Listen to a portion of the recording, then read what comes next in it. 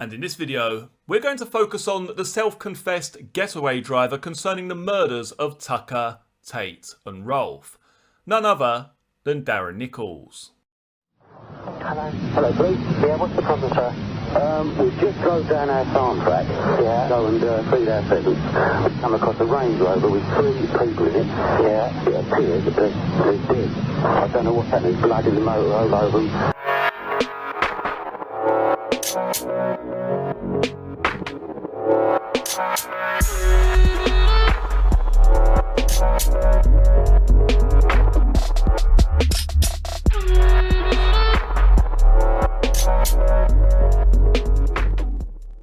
And welcome back to a new video on the Essex Boys case. As always, if you are enjoying the content, please do give the video a thumbs up.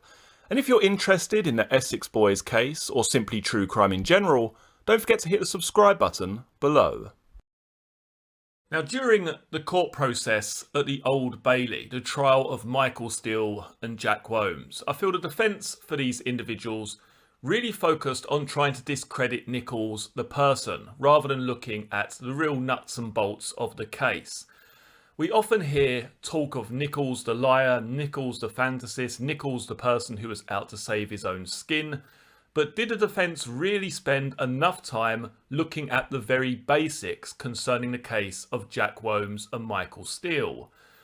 What I don't think was focused upon enough is the getaway vehicle. The getaway vehicle in which Darren Nicholls claims he was driving on the evening of December the 6th, which coincidentally was actually recovered after the murders, yet it was found to have no DNA, no blood anywhere in the vehicle and no gunpowder residue matching the weapon which was used on the evening of December the 6th.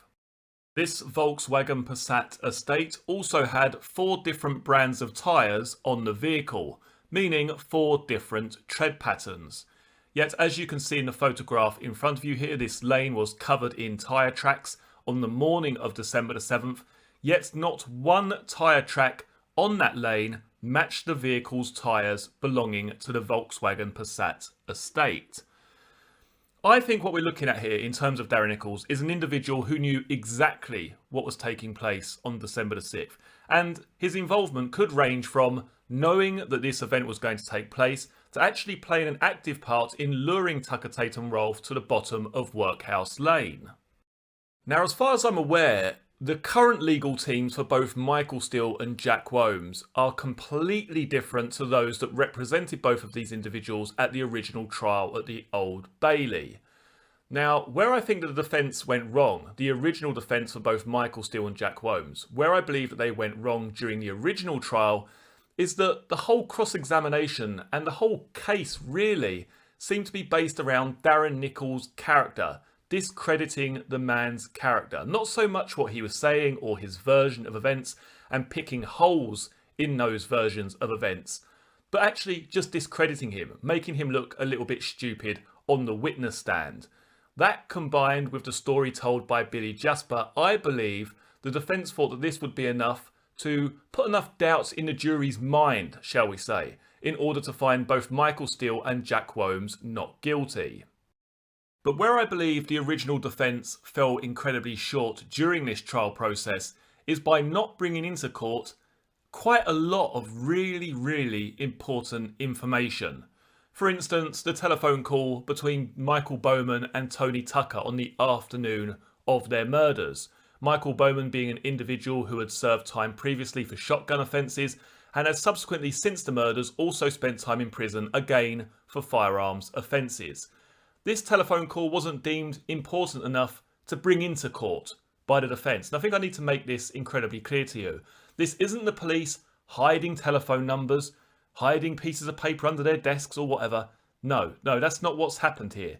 The defence for these individuals has said, okay, we've got the telephone schedules, these calls are important, these calls aren't. And just to back up and validate what I have said there, I'm just going to read a very small section of the CCRC appeal document, which states the following. Section Treble 1, Omission of Data. The applicants have pointed out that telephone data reveals that Mr. Tate was in contact with Paul Edwards on the evening of the murders, most notably the last call made by Tate's mobile 923 at 18:26 that day. and that Mr. Tucker was in touch with Ray Sullivan and Michael Bowman on the afternoon/evening of the murders. In relation to the submission that these individuals were involved in a plot to murder Tate, Tucker and Rolfe, see paragraphs 194 to 195 below. The applicants highlight that none of these calls feature in the trial schedules of telephone evidence. It is submitted that police withheld details of these calls from the schedules as a way of concealing all references to Edwards, Sullivan and Bowman. The Commission has considered this submission, but observes that it was made clear to the jury that the trial schedules only included calls between specified telephone numbers.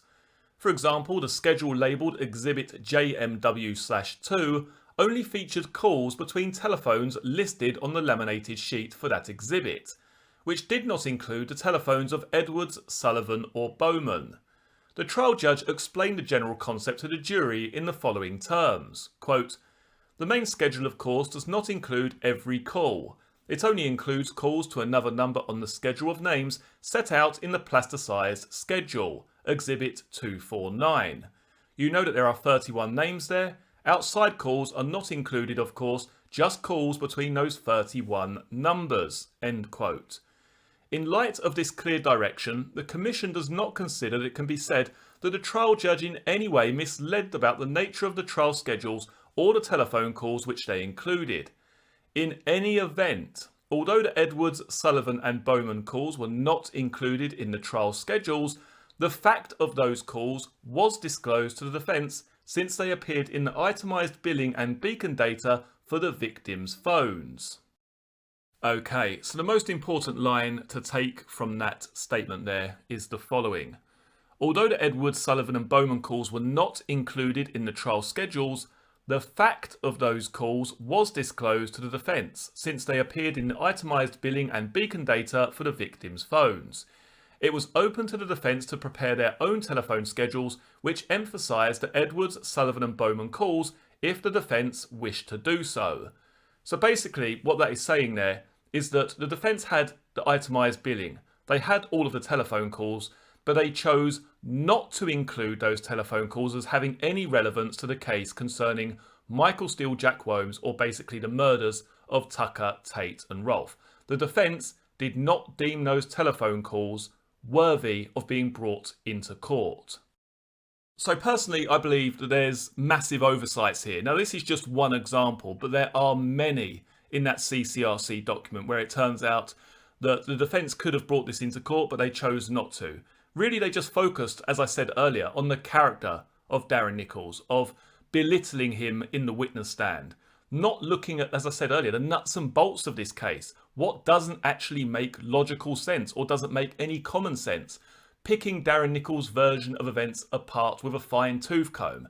That doesn't appear to happen during the cross-examination of Darren Nicholls.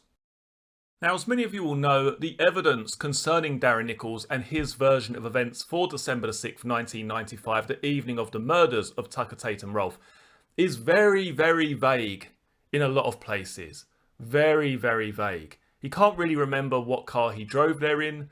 He said he went to Mark's Tay to meet Michael Steele, but first of all he popped into a motorcycle shop. But then he couldn't remember if he bought a bulb or a battery for his motorbike. Two completely different items. He said he gets into the vehicle with Michael Steele. There's some conversation which takes place, but he can't remember what was said. He drops Jack Womes off. The murder's committed. He can't really remember what they're wearing. I think it was overalls and wellies. I remember the wellies because they were new. What was I wearing? God, I can't remember. Did I go home first after work? Did I go and meet Steele straight away? I can't remember. Very, very vague. We're not going to go into all of it, but very, very vague.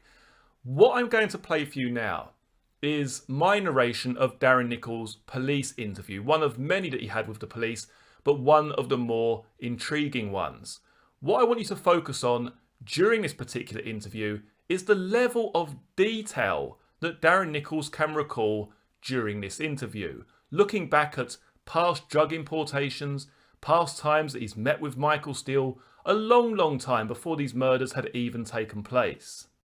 This will be followed by a shortened section of my narration of Darren Nicholls' cross-examination at the Old Bailey.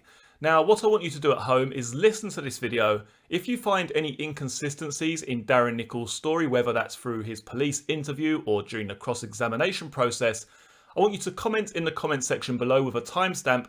Give me the time in the comment section below. Write me out a brief explanation of what you have found, and hopefully I'm going to do a separate video based on your findings at home.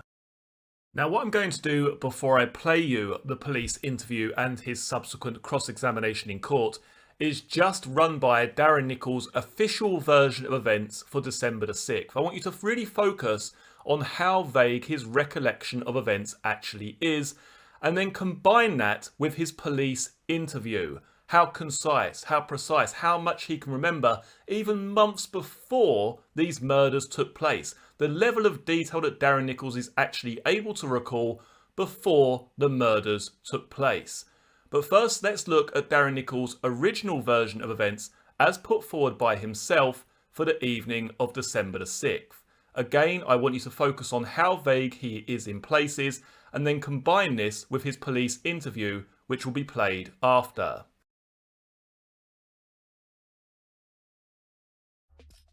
I went through Rettendon the later part of 1995. I remember an occasion when I was there with other people. They were Jack Worms and Michael Steele. I remember that day. I was working at Sunbury-on-Thames. I had my mobile phone with me. Michael Steele rang me that day. He wondered where I was, and he said he'd like to meet me. We did not discuss where we would meet because I was at work. I agreed to meet him later on that day at Ron Parkinson's Motorcycles at Marks Tate at 5 PM. I drove to Marks Tate and I think my Golf convertible. I've been to Ron Parkinson's before. It sells motorcycles. When I arrived, I parked in the flats opposite. Mr. Steele wasn't there when I arrived. When I arrived, I went into the motorbike shop. I bought something for my old motorbike. It was either a battery or a light bulb, and then I put it in my car. Whilst I was walking back to my car, I saw Mick. I waved to him and said I was just putting something in my car, and then I got in his pickup truck. The pickup truck was a red Toyota, M registration. When I got in, I sat in the passenger seat.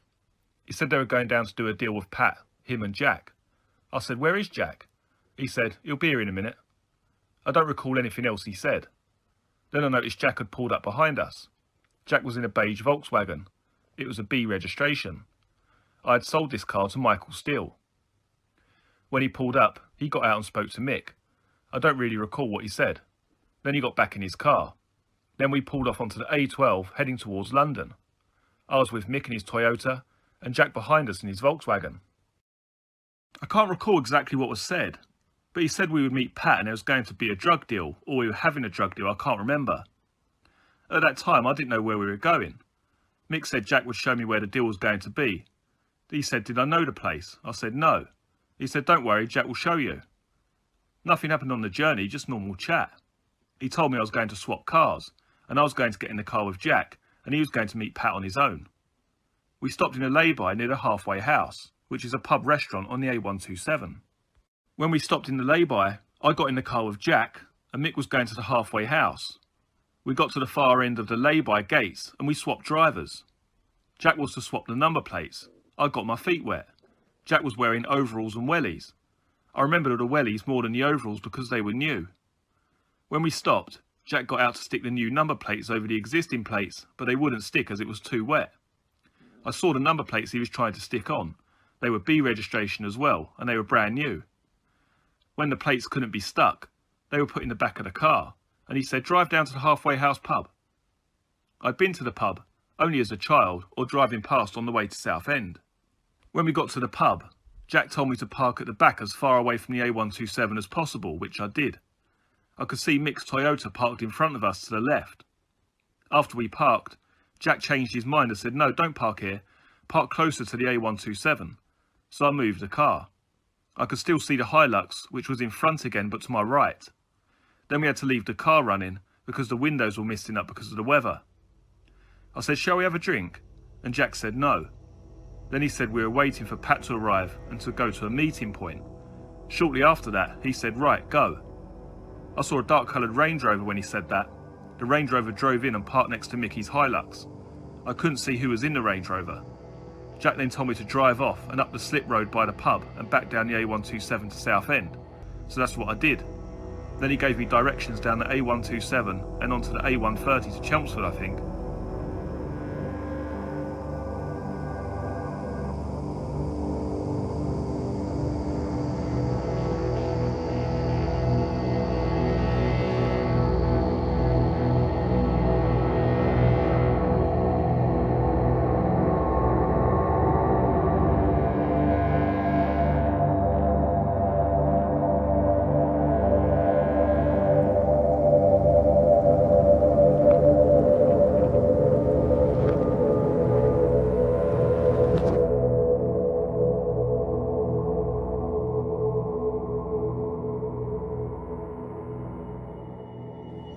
The A130 goes from the A127 all the way to Chelmsford, but we went to the Rettendon Turnpike, which is a roundabout with traffic lights on it.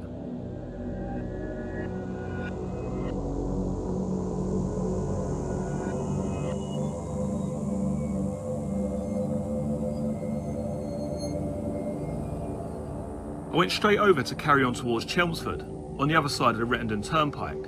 I went up the hill, back down the hill and out the other side. Jack then said, "Slow down and take the next right," which I did.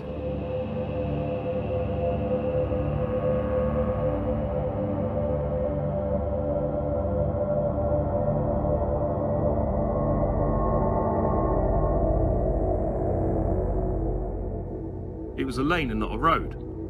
Then I turned left into a gap to turn the car round. The headlamps were facing the road back towards the A130. Jack told me he'd ring me when he wanted me to pick him up. I had my mobile phone with me. He got out of the car, had a bag and a coat from the back. The bag I think was a canvas, sausage-shaped bag. I didn't notice it in the car before. I might have done, but it didn't register. He told me he'd ring me when he wanted me to come pick him up, so I pulled off and went right towards Chelmsford. I drove down the road to the first point I could turn around to a petrol station, then I drove back up the road and parked in a pub on the left-hand side of the road. I left the engine running and checked my phone to see I had a lousy signal, so I moved to get a better signal up the road. The pub I was in had a bright pink Morris Minor.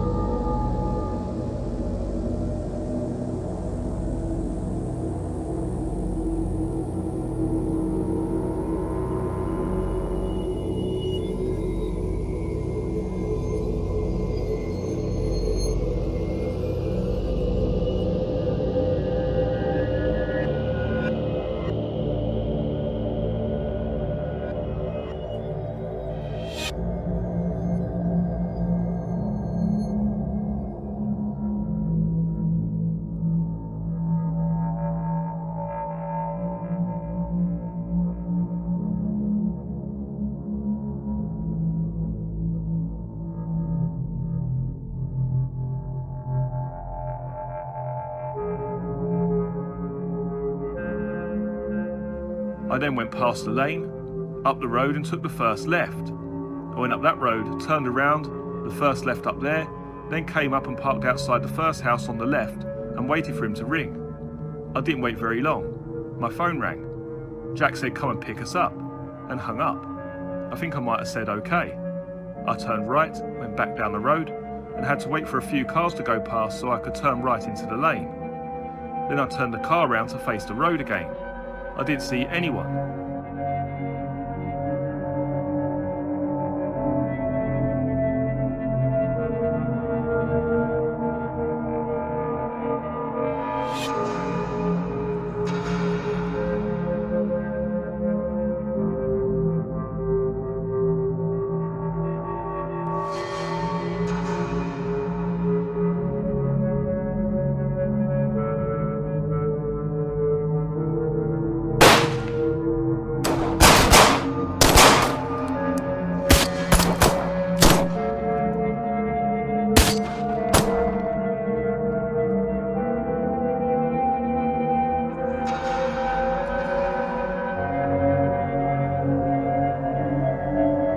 After a short period of time, the back opened up and Jack got in.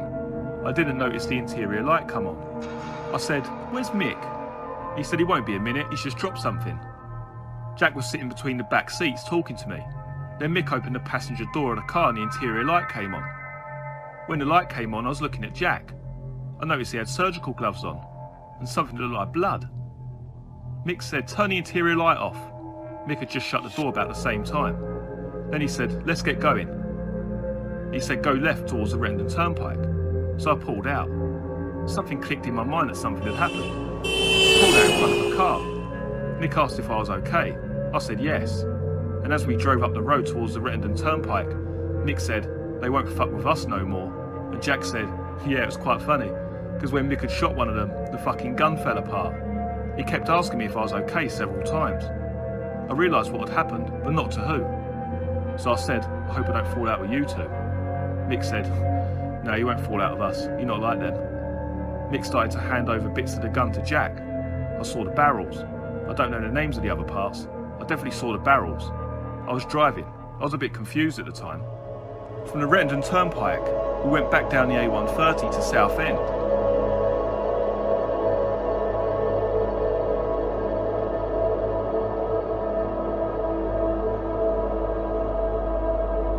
Then at the roar of traffic lights, I turned left, straight to the bottom of that road.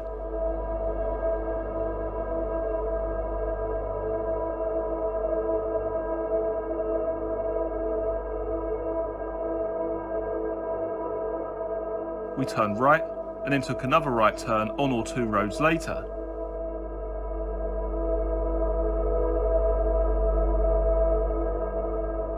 As we went up the road, there was a pub on the right-hand side. The Hungry Horse or Hungry Hippo, something like that.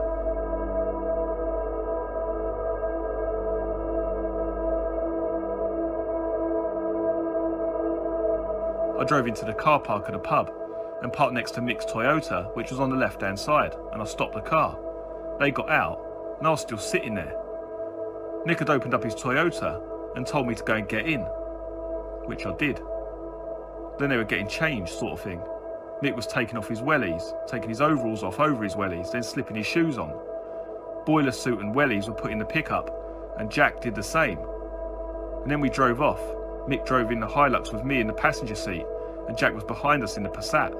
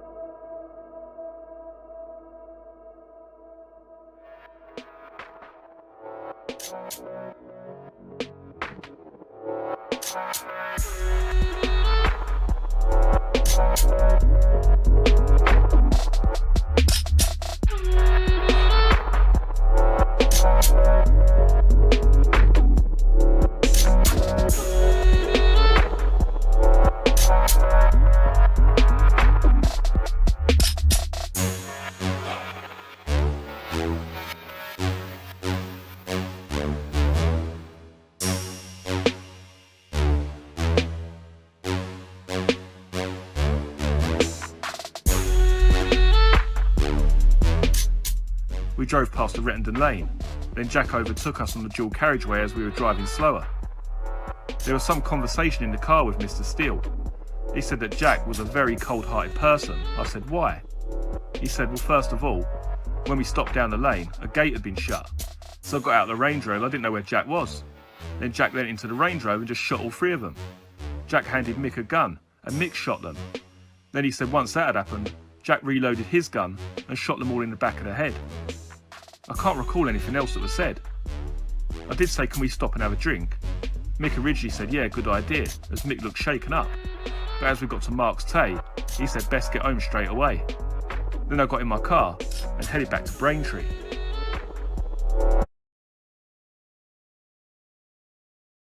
This interview is being tape recorded. The time is 11 minutes past 10 on Friday the 17th of May 1996 and is taking place at our interview room within the cell area at Rayleigh Police Station. I am investigating the offence of possession of a controlled drug with the intent to supply, and a record of this interview will be made and may be given in evidence if you are brought to trial. I am Michael Joseph Brown, Detective Constable 744, and my colleague is DC 1477, Chris Winston of the Essex Police. Now, you do not have to say anything, but it may harm your defence if you do not mention when questioned something which you later rely on in court. Anything you say may be given in evidence. That is the caution, Darren, and I assume you understand that? Yeah. Right, now, this morning we've already had, as you know, Darren, an interview with yourself when you disclosed certain information about the murders of Tate, Tucker and Rolfe at Rettendon in December 1995. I've been asked to put certain specific questions to you initially this morning, which I'm going to do now, okay? And then later on in the day, we'll be having further interviews. Do you understand that? Yeah. So first of all, what I'd like to ask you, Darren, is that did you have any knowledge of a plane or planes that are owned by Michael Steele? I have knowledge of an aeroplane he didn't own. He borrowed an aeroplane off of a good friend. Do you know who that friend is, Darren? I've got no idea, but you'll probably be able to find out because he was using it to bring drugs into the country sometime last year, 1995. He told me he'd landed in a field somewhere and that he'd been spotted by a farmer who took the registration of the plane down. So when he flew home, he phoned his mate up and said that he'd had to land for some mechanical reason, and his mate would probably get visited by the police. I don't think he knew if his mate was visited, but a farmer did take down the details of the aeroplane and, Mick was sweating it a bit. That's what made him decide to not fly anymore. You don't know exactly where he landed? No, I've got no idea because I've got no real involvement with it. He just told me as an afterthought that this happened, and he'd put the shits up him a bit, so he said he wasn't going to fly anymore. And can you put that into a time scale last year? Well, you've got to be talking perhaps a year ago. So early last year? Early last year, yeah. Sort of late spring 95? Well, a long time before I had any involvement with him. It was just a story he told me, It wasn't something I had any involvement in at all. He said to me that they'd nearly got caught again when he was landing an aeroplane in a field. He must be local to Clacton because he doesn't like to travel far, but, I don't know whose aeroplane it was, just someone took down the registration of the plane. Have you ever had any knowledge of him flying planes out of Earl's Colne? Yeah, he actually offered to take me in an aeroplane once, but I wouldn't go in an aeroplane with him and Jack Womes at the same time. I said to him I'd love to go in an aeroplane. I've never been off the ground, and he said, oh, I'll have to take you up one day. But he's giving Jack flying lessons. He was hiring an aeroplane from Earl's Colne for the flying lessons. So he said, oh, Jack will be coming as well. And I just declined and said, no, I'm not keen on going in an aeroplane with you and Jack. Why was that, Darren? Well, I've known Jack since he was in prison and, we've never really got on. I've always thought that, Jack didn't like me. He didn't hate me, but he wasn't my best friend. And since Pat at Rettendon, I didn't really want to be in a bloody aeroplane if he failed to get it off the ground. So that's subsequent to the Rettendon incident, is it? Yeah. That he offered to give a ride in the plane? Yeah, he offered me a couple of times. He would say, if it's dry, we're going up. Do you fancy coming? I said no, basically. I'd love to, but no thanks. My wife said, you're mad. I bet you'd love to go up in an aeroplane. I said, oh, I would, but not with them. I'd like a flying lesson, but I'd like it with a parachute on, Right, so that incident that you're referring to when he landed the plane, what did you understand the reason being for the plane being landed? Oh, well, that was to offload drugs. And were you told that, or that is your assumption? I'm not sure. I think I must have been told because he was telling me in context of drug smuggling. He wasn't telling me because him and Jack were flying and the aeroplane broke down. Right, okay. I mean, if he did, why was he so keen to take off again? Okay, fine. Now, just moving on from that, Darren, you told us about the Volkswagen Passat that Womes was driving the night of the murders from Mark's Tay down to the halfway house. And then you drove it from the halfway house to Rettendon. Could you give us the details, the index number of that vehicle? I don't know the index number, but something I have remembered is that we didn't swap over at the halfway house. We swapped over a few hundred yards from it. I thought about that the other day. So Jack drove it away from the halfway house? No, we stopped before the halfway house. Oh, okay. We swapped over drivers and then he made me drive to the halfway house. So you were driving the vehicle onto the forecourt at a halfway house with Jack as your passenger? Yeah. And you presumed Michael Steele was still in his Hilux? Yeah. And you drove onto the forecourt of the pub, Darren? In a different place, yeah. In a different place? Well, we didn't park next to each other. He didn't want Pat to see us. Can you describe the positions in the car park? Well, not without a plan of the car park. I mean, we didn't come down the main road like the 127. We came in down like a lane. Yes, that's where we swapped over at this country lane. And then we drove down it and you come to the halfway house. We parked at the very back, like the back of the car park, nearest to the lane as it were. Yeah. But then after a few minutes parked there, Jack said, no, we don't want to sit here. We won't see them when they come in the car park. We'll go to the front. So then we turned around and I reversed the car. So we were actually looking at the halfway house pub and not looking at the arterial road. Right, so you had your back to the main road. Well, so I had my back to the main road then, yeah. Sorry, can I just clarify which way they drove in? Which way they drove in? Did they come from the same way as you had come in, or did they come in off the arterial road? No, they came down the country lane as well. I'm pretty certain because Jack saw them, not me. I didn't know what I was looking for. So Jack then saw them arrive in a Range Rover. I don't know what the colour is. It was dark and it was winter. And it was a dark colour. It wasn't white or anything. If we could just go back to the original question about the Passat. Can you confirm the colour of that vehicle, Darren? It was beige. What, dark or light beige? No, light beige. That's probably why I couldn't sell it. It was a horrible colour. Did you get the index number? No, it's a B registration car. I mean, my friend should be able to tell you the registration because he'll know where he bought it. You should be able to ask the previous owner. Okay, so how long are we talking about him having it? Well, I had it for quite a while. When he had it, he'd got it MOT because when I bought it, it had a year's MOT on it. He'd had it quite a while though, because I wasn't interested in it. I thought, I'll never sell that. But the price kept dropping down and down and down until I thought, yeah, it's cheap enough. So I bought it. And they used it in December, but I probably had it, 3 or 4 months before that. Okay, Darren, so you had the car for a period of time.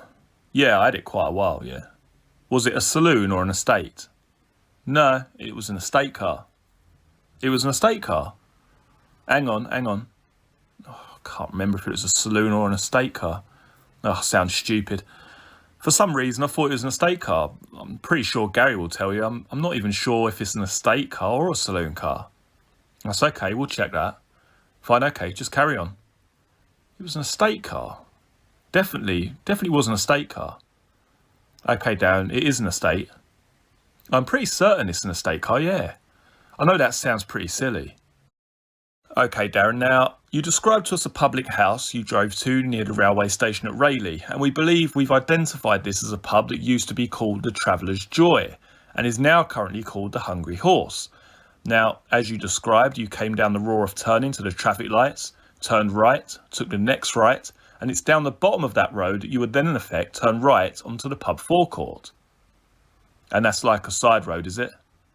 Well, it's a smaller road, it's not a main through route, no. Yeah, well, that's it. And as you actually come from that road, as you turn in, there's a car parking area to your right. Yeah, it goes all the way around the pub. And there's also a car parking area to the left that goes over some big speed humps. Do you think that this is the place you described? Yeah, I just remember it like I said, you know, the people using it weren't using it as a pub car park. There was lots of people coming and going from the car park, and they weren't from the pub, so I thought it might have been near a station or something, you know. Yes, well, you were actually quite right. It is near a station. I think Mick and Jack went into the back of Mick's Hilux. I don't know if I said that last time. He was going to go home and Jack wasn't going to his house. Mick said to me, Jack's going to go and dispose of the car. And well, I'm just thinking of things he might have said afterwards. He's going to go and basically like make the guns into piles of nothing with his plasma cutter or whatever, you know. I think he's got like a plasma cutter and grinding stuff. He's basically going to go and completely and utterly make the guns into piles of dust. And then, I don't know about the car or what he was going to do with the car, but the guns were going to be made into nothing and then thrown into the sea, as it were. Right, okay, fine, that's great. Which leads us nicely on to the next question, which is going to be where you said they were burnt. Could you confirm that this was at Angers Green? No, it wasn't Angers Green. It was at the London Road Meadows. At the London Road. Where he'd had his bonfire night, you know, the fire. Right, okay. He emptied his barns out and burnt it all and had a big fire in that. Now, have you been to that address, Darren? Yeah. Would you briefly describe it, if you can, roughly where this bonfire site was? Well, he had the land levelled a couple of weeks ago. But if you come in the gate, there's a driveway. Which gate? Because there's two gates, Darren. There's one gate. The other one doesn't belong to him. The other one, he just decided he could use that field, and who's going to object, like, you know, like he does about everything? It's the gate near the bungalow. The gate near the bungalow, the other one hasn't got a gate on it, you know. It's just a hole in the fence, as you'd say. It's right across the field you're talking about. Yes, that's right. Yeah, that's not his. He doesn't own that field. Right, okay then. He's just decided he could use it because he's Mick Steele. You know, so as you come in his gate, which is like a white wooden manky old gate, you've got his house on the left. Yes. And then at the end of his house, there's a few like apple type trees. And if you were to drive through those trees or around them, he had a massive great bonfire about 20 yards into this field, which was just bloody huge, you know. I think it took 3 lorries to take it away. It was all the stuff that he didn't want on his farm and, you know, stuff from the barn that he burnt. So you're saying that had been removed, that the site has now been removed by lorries? Well, they had it removed and they had the site levelled afterwards. Yeah, that site is no longer there. Do you know who removed the bonfire? I think it would be the same people he rented the digger off of. And again, you know, I couldn't give you a name, but I could show you where he rented it, I mean. Was it local to him? It was quite local, yeah. He made me follow him back there once. Like, you know, I was working, I was doing electrics on his house. And he said, can you spare me half an hour? I said, yeah, no problem. He said, right, we're going to go and pick up this digger that he rented from someone. And he said, I'm just going to take this digger back, but you'll have to follow me because it's got a dodgy tyre. Anyway, so we had to stop at every garage, pump up the tyre, like, you know, and then we didn't make it. And then he made me drive to the place where he rented it to tell him it had a flat tyre. Then he showed the driver with a spare wheel where it was. Then we had to drive back to the yard, and then he had another digger there at a later date. He had another digger there just a few weekends ago, perhaps. And, you know, I see it because he was trying to talk to the digger driver doing the roadworks outside his house into letting him borrow it for the weekend. And the digger driver had none of it. So I said, oh, is that the digger driver's? And he said, no, miserable cunt won't let me borrow it. Then he said, oh, I've hired it again from that place. And they supplied the lorries to take the mound away, like, you know. Right, Dan, so where do you think it is then, this place? Where do you think that place is? Give us a map, I might be able to tell you. You know, like if you go back to the big new bypass roundabout where the Q8 garage is. So if you're going to London again, but as soon as you come off that roundabout and go up the road for, say, 50 yards, there's a right turn across the other carriageway, which is going to, well, who knows, but I think it might say like Manningtree on the sign, something like that. You go down that road there. Great Bentley. No, it's over that one. Right, okay, sorry, Darren, carry on. So, like, you come off this roundabout, as you're coming from Mick's, you know, round the bypass, You get to the roundabout and obviously you take the tightest left possible to carry on going home, to my house as it were. So you've taken that left there and there's a slip road to do a right turn. Okay, go down that road, follow that road, then I can't remember, I'd have to literally drive it to show you, but it's quite a way. I mean, probably like 8 or 9 miles sort of thing. Is that somebody that Mickey knows, Darren? No, he just pulled it out of the hat, like, you know, out the yellow pages, I think. He was quite impressed because it was about £60 a day or something, but he had to collect it and bring it back. So I think he rented it for a weekend for the first time and a weekend the second time, as far as I know. I don't know how long he had it though the second time because he didn't actually drive it. Jack Womes was driving it then. Okay, thanks, Darren. The next thing I'd like to speak about really is concerning you and your friend. You know, you said that you were very shaky one night. I'm not quite sure when that was, but you had a conversation with your friend, and when you rang him up, you said, just come and have a beer with me, because you were feeling really down. Yeah, that was actually after he dropped me off. After the shooting, I was driving home. Okay. And see, well, I can't actually remember what it was, but I knew I rung up my mate. Darren, would you tell me who that friend is, just so we could make some approach, so he could confirm how you were that evening? To be honest, I don't even think he noticed. Well, could we perhaps be the judge of that, because you said he actually spoke to you. He did, yeah. I do remember him saying that you don't look your best.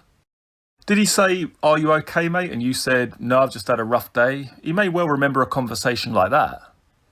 He might well do, but, you know, he's not a silly bloke. I'll tell you his name, but you're not going to go and steam round his house or something, are you? No, certainly not, no. Right. His name is Ricky Snell, spelled S-N-E-L-L.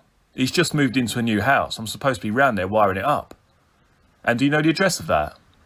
Not the full address, but it's Albert Road, Braintree. Albert Road, Braintree. Well, all I can say is that you're off of Coggleshall Road.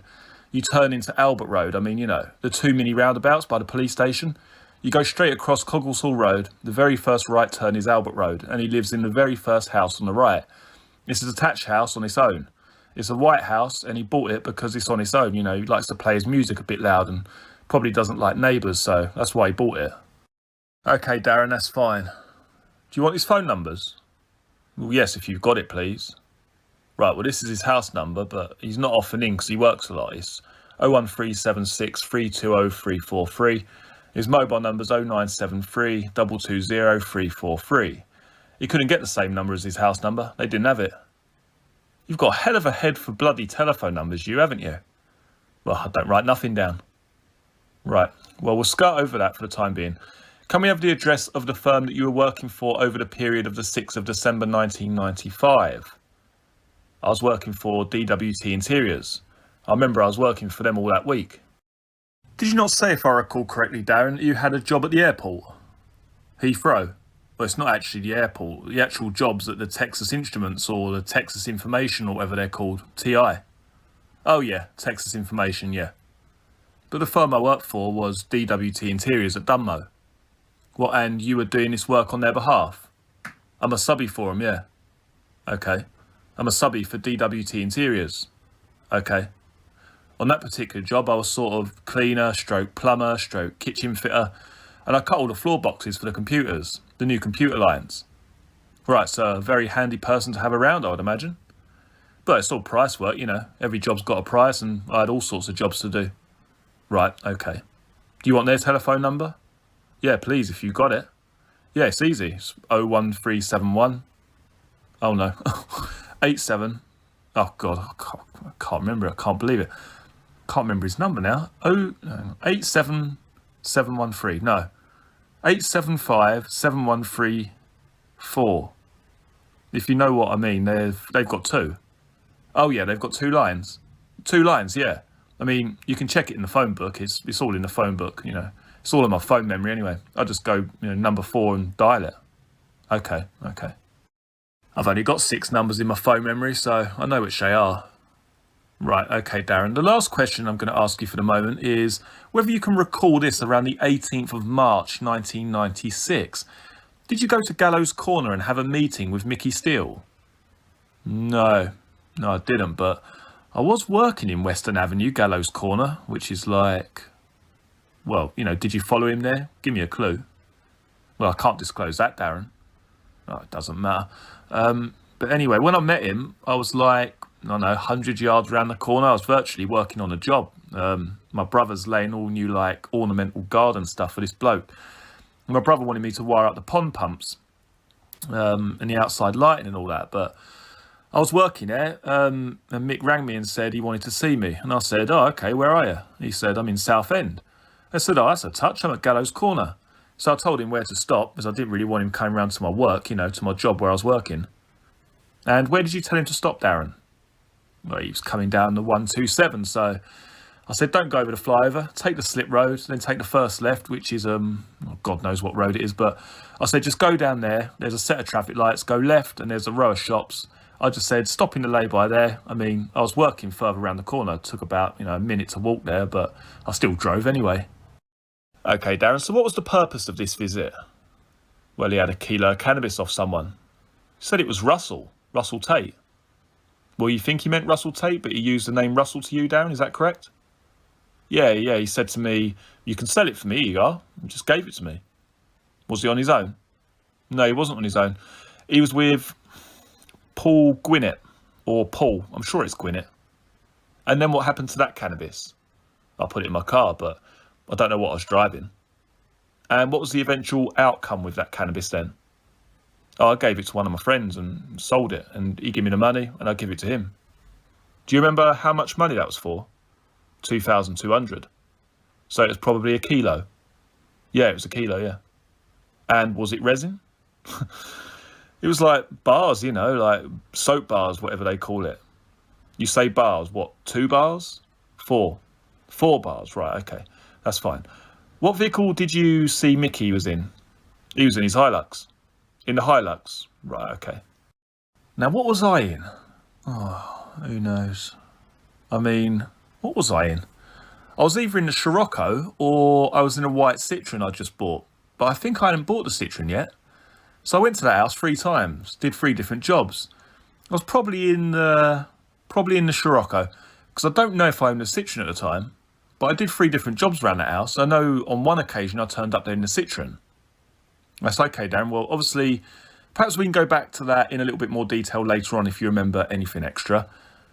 I've something else to say as well that I mentioned to my solicitor. Right, certainly, go ahead. Well, the previous solicitor said that someone had been charged with being in possession of a shotgun. I said I didn't know which person it was, but a month before the shootings, Mick had said he wanted to buy a shotgun. And I should ask my friends to see if I knew anyone who had one for sale. I said, yeah, all right then. I asked one person I knew because he had an old shotgun he used to shoot rabbits with over the fields. But he'd gotten rid of it. So I said to him, don't worry about it. I wasn't that particularly keen on getting him a gun. Then anyway, after the murders, about 3 or 4 days, I don't know, might have been a week, I don't know. A bloke knocks on my door that my mate had sent round. And he said, you want to buy a shotgun, don't you? And I thought, oh, fuck me. What do I do now? I mean, obviously I don't need a shotgun any longer. And the blokes actually started saying, what a shame about these blokes, because for some reason everyone in Braintree knew, either been locked up with Pat Tate or knew him. So I thought, what the fuck do I do here? Do I buy this gun or what? So I said, hang on, I'll find out if my mate still wants one. Anyway, so I rung Mick up and said, look, there's a fucking bloke at my door with a gun for you. I don't know what to do because I know you don't need it anymore. He said, buy it anyway. We don't want any suspicion. So I get the gun off the bloke and took it to Mick and he gave me the money. Could you describe that gun then for us? Well, I know it was a 9-shot pump-action shotgun. I don't know what make it was. It was in a brown case. Would you recognise it again? Yeah, probably. It had 3 cartridges with it because I remember the bloke saying to me, look, he pushed these 3 cartridges in with his finger and said, look, there's plenty of room for more. It takes 9. Believe me, I haven't got 9 with me, but it takes 9. I said, I'm not fucking bothered at all. I don't care how many it takes. And who was this person who approached you, Darren? The bloke that approached me?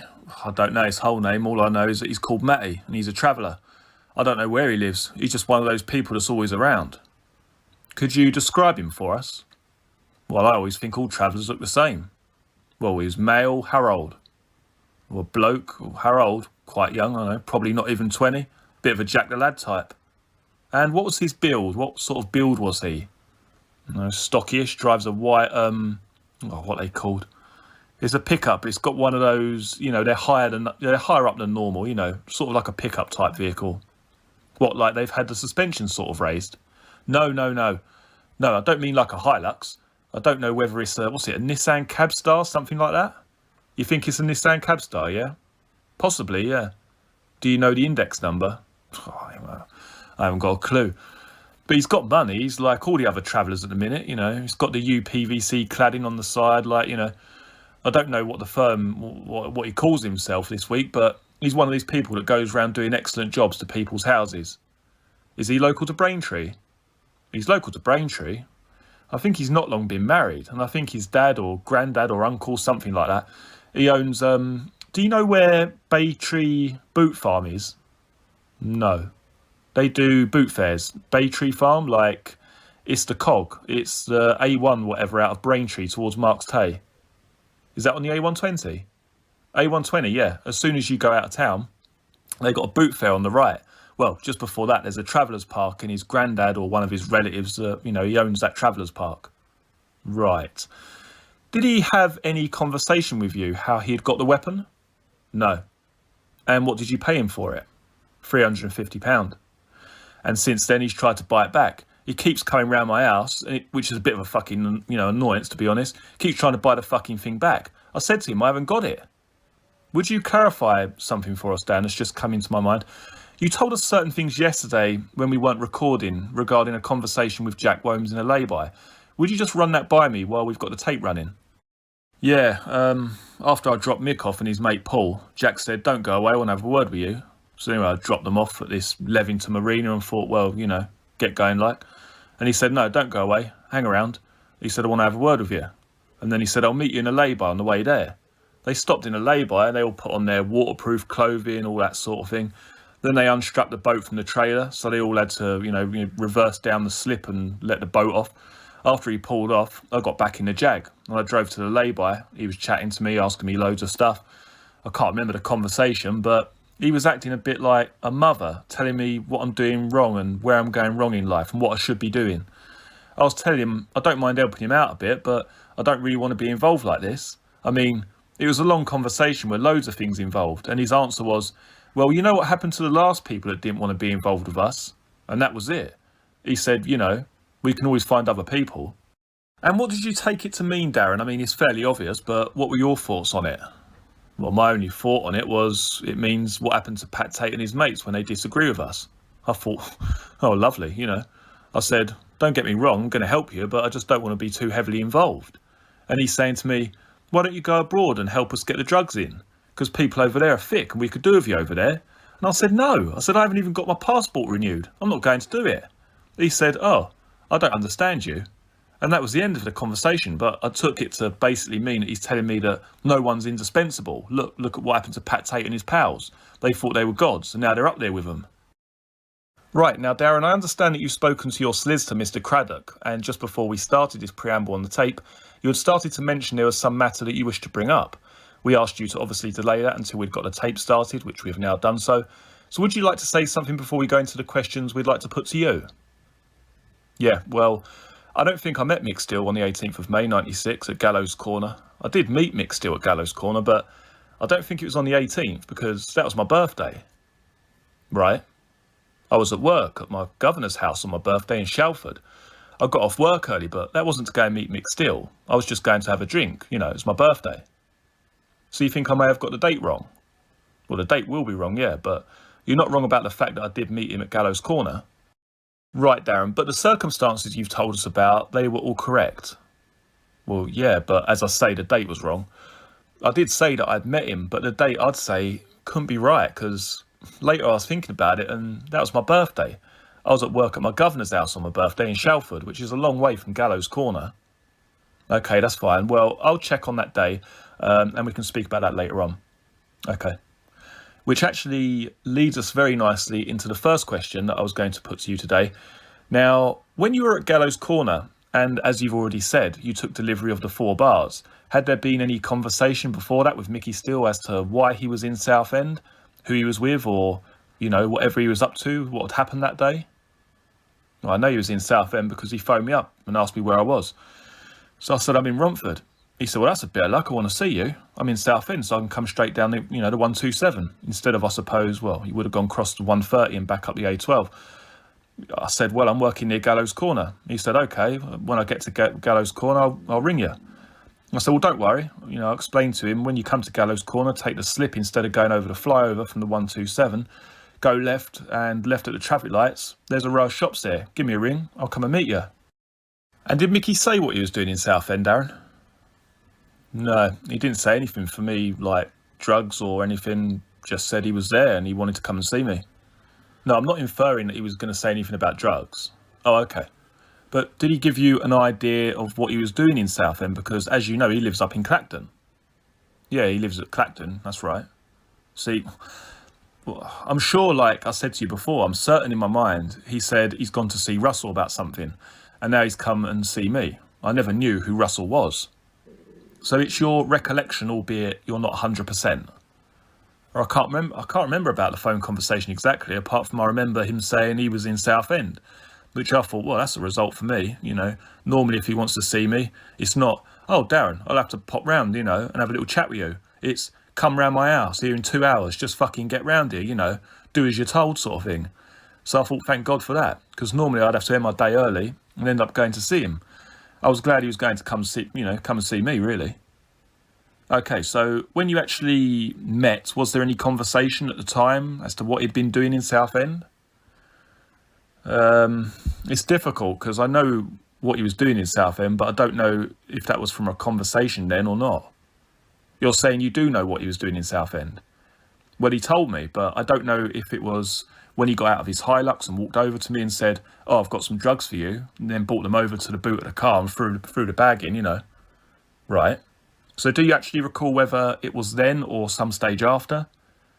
Well, he was there arranging a deal in Southend. He'd managed to get this out of Russell, his drugs. So what you're saying, to go through this bit by bit, the 4 bars that you got, is that what you're referring to? Yeah, but that wasn't the deal. That was just something he'd managed to get out of him. I don't know what he paid for it, but I figured that he'd give it to me and I'd sell it for him, he'd make more money that way. Right. But obviously, all the drugs that he imported afterwards were for someone else. They were never just for him. The bulk of the money come from Russell. I know that just from conversation, that the money for the drugs came from Russell. And for instance, the drugs he got in April, from when he went abroad, Nick and Russell fell out because he said to me that he'd imported them cheap for Russell, did him a right favour, and charged him, £200 a kilo to bring it in. And he only got 80, I think it was, and he was hoping to buy it all off Russell. When you say he'd only give him 80, do you mean he'd gave him £80 in cash? No. I'm saying that when he met Russell, he had an agreement that Mick was going to import some drugs for Russell, that he imported 80 kilos of cannabis for Russell. Right, okay. And when he'd imported it, Mick had obviously charged him £200 a kilo. So he's getting like £16,000, and he didn't want £16,000. He wanted to be paid in drugs because he knew he could sell the drugs, but Russell wasn't having any of it.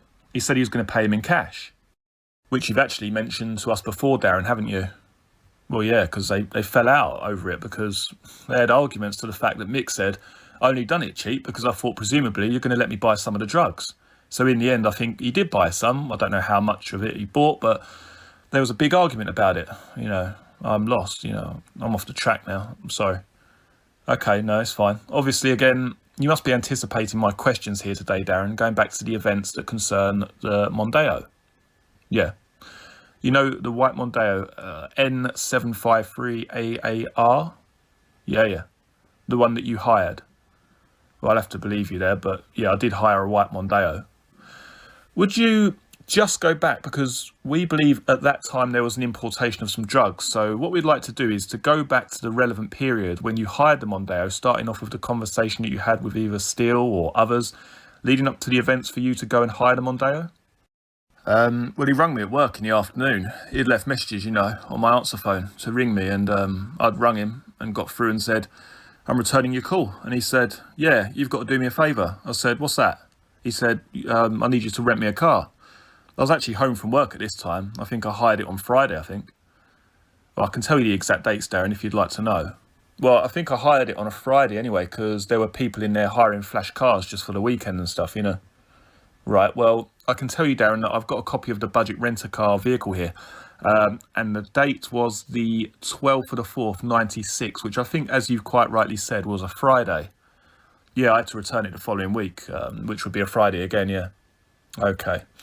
Can we just go back to what you were talking about? We've got a copy of the itemised calls to and from yourself on telephone numbers 01376 331105, and that's your home address? That's an old phone line, that one. Is it the current one is, hang on, is it the current one is 551430, is that correct? 1430, yeah.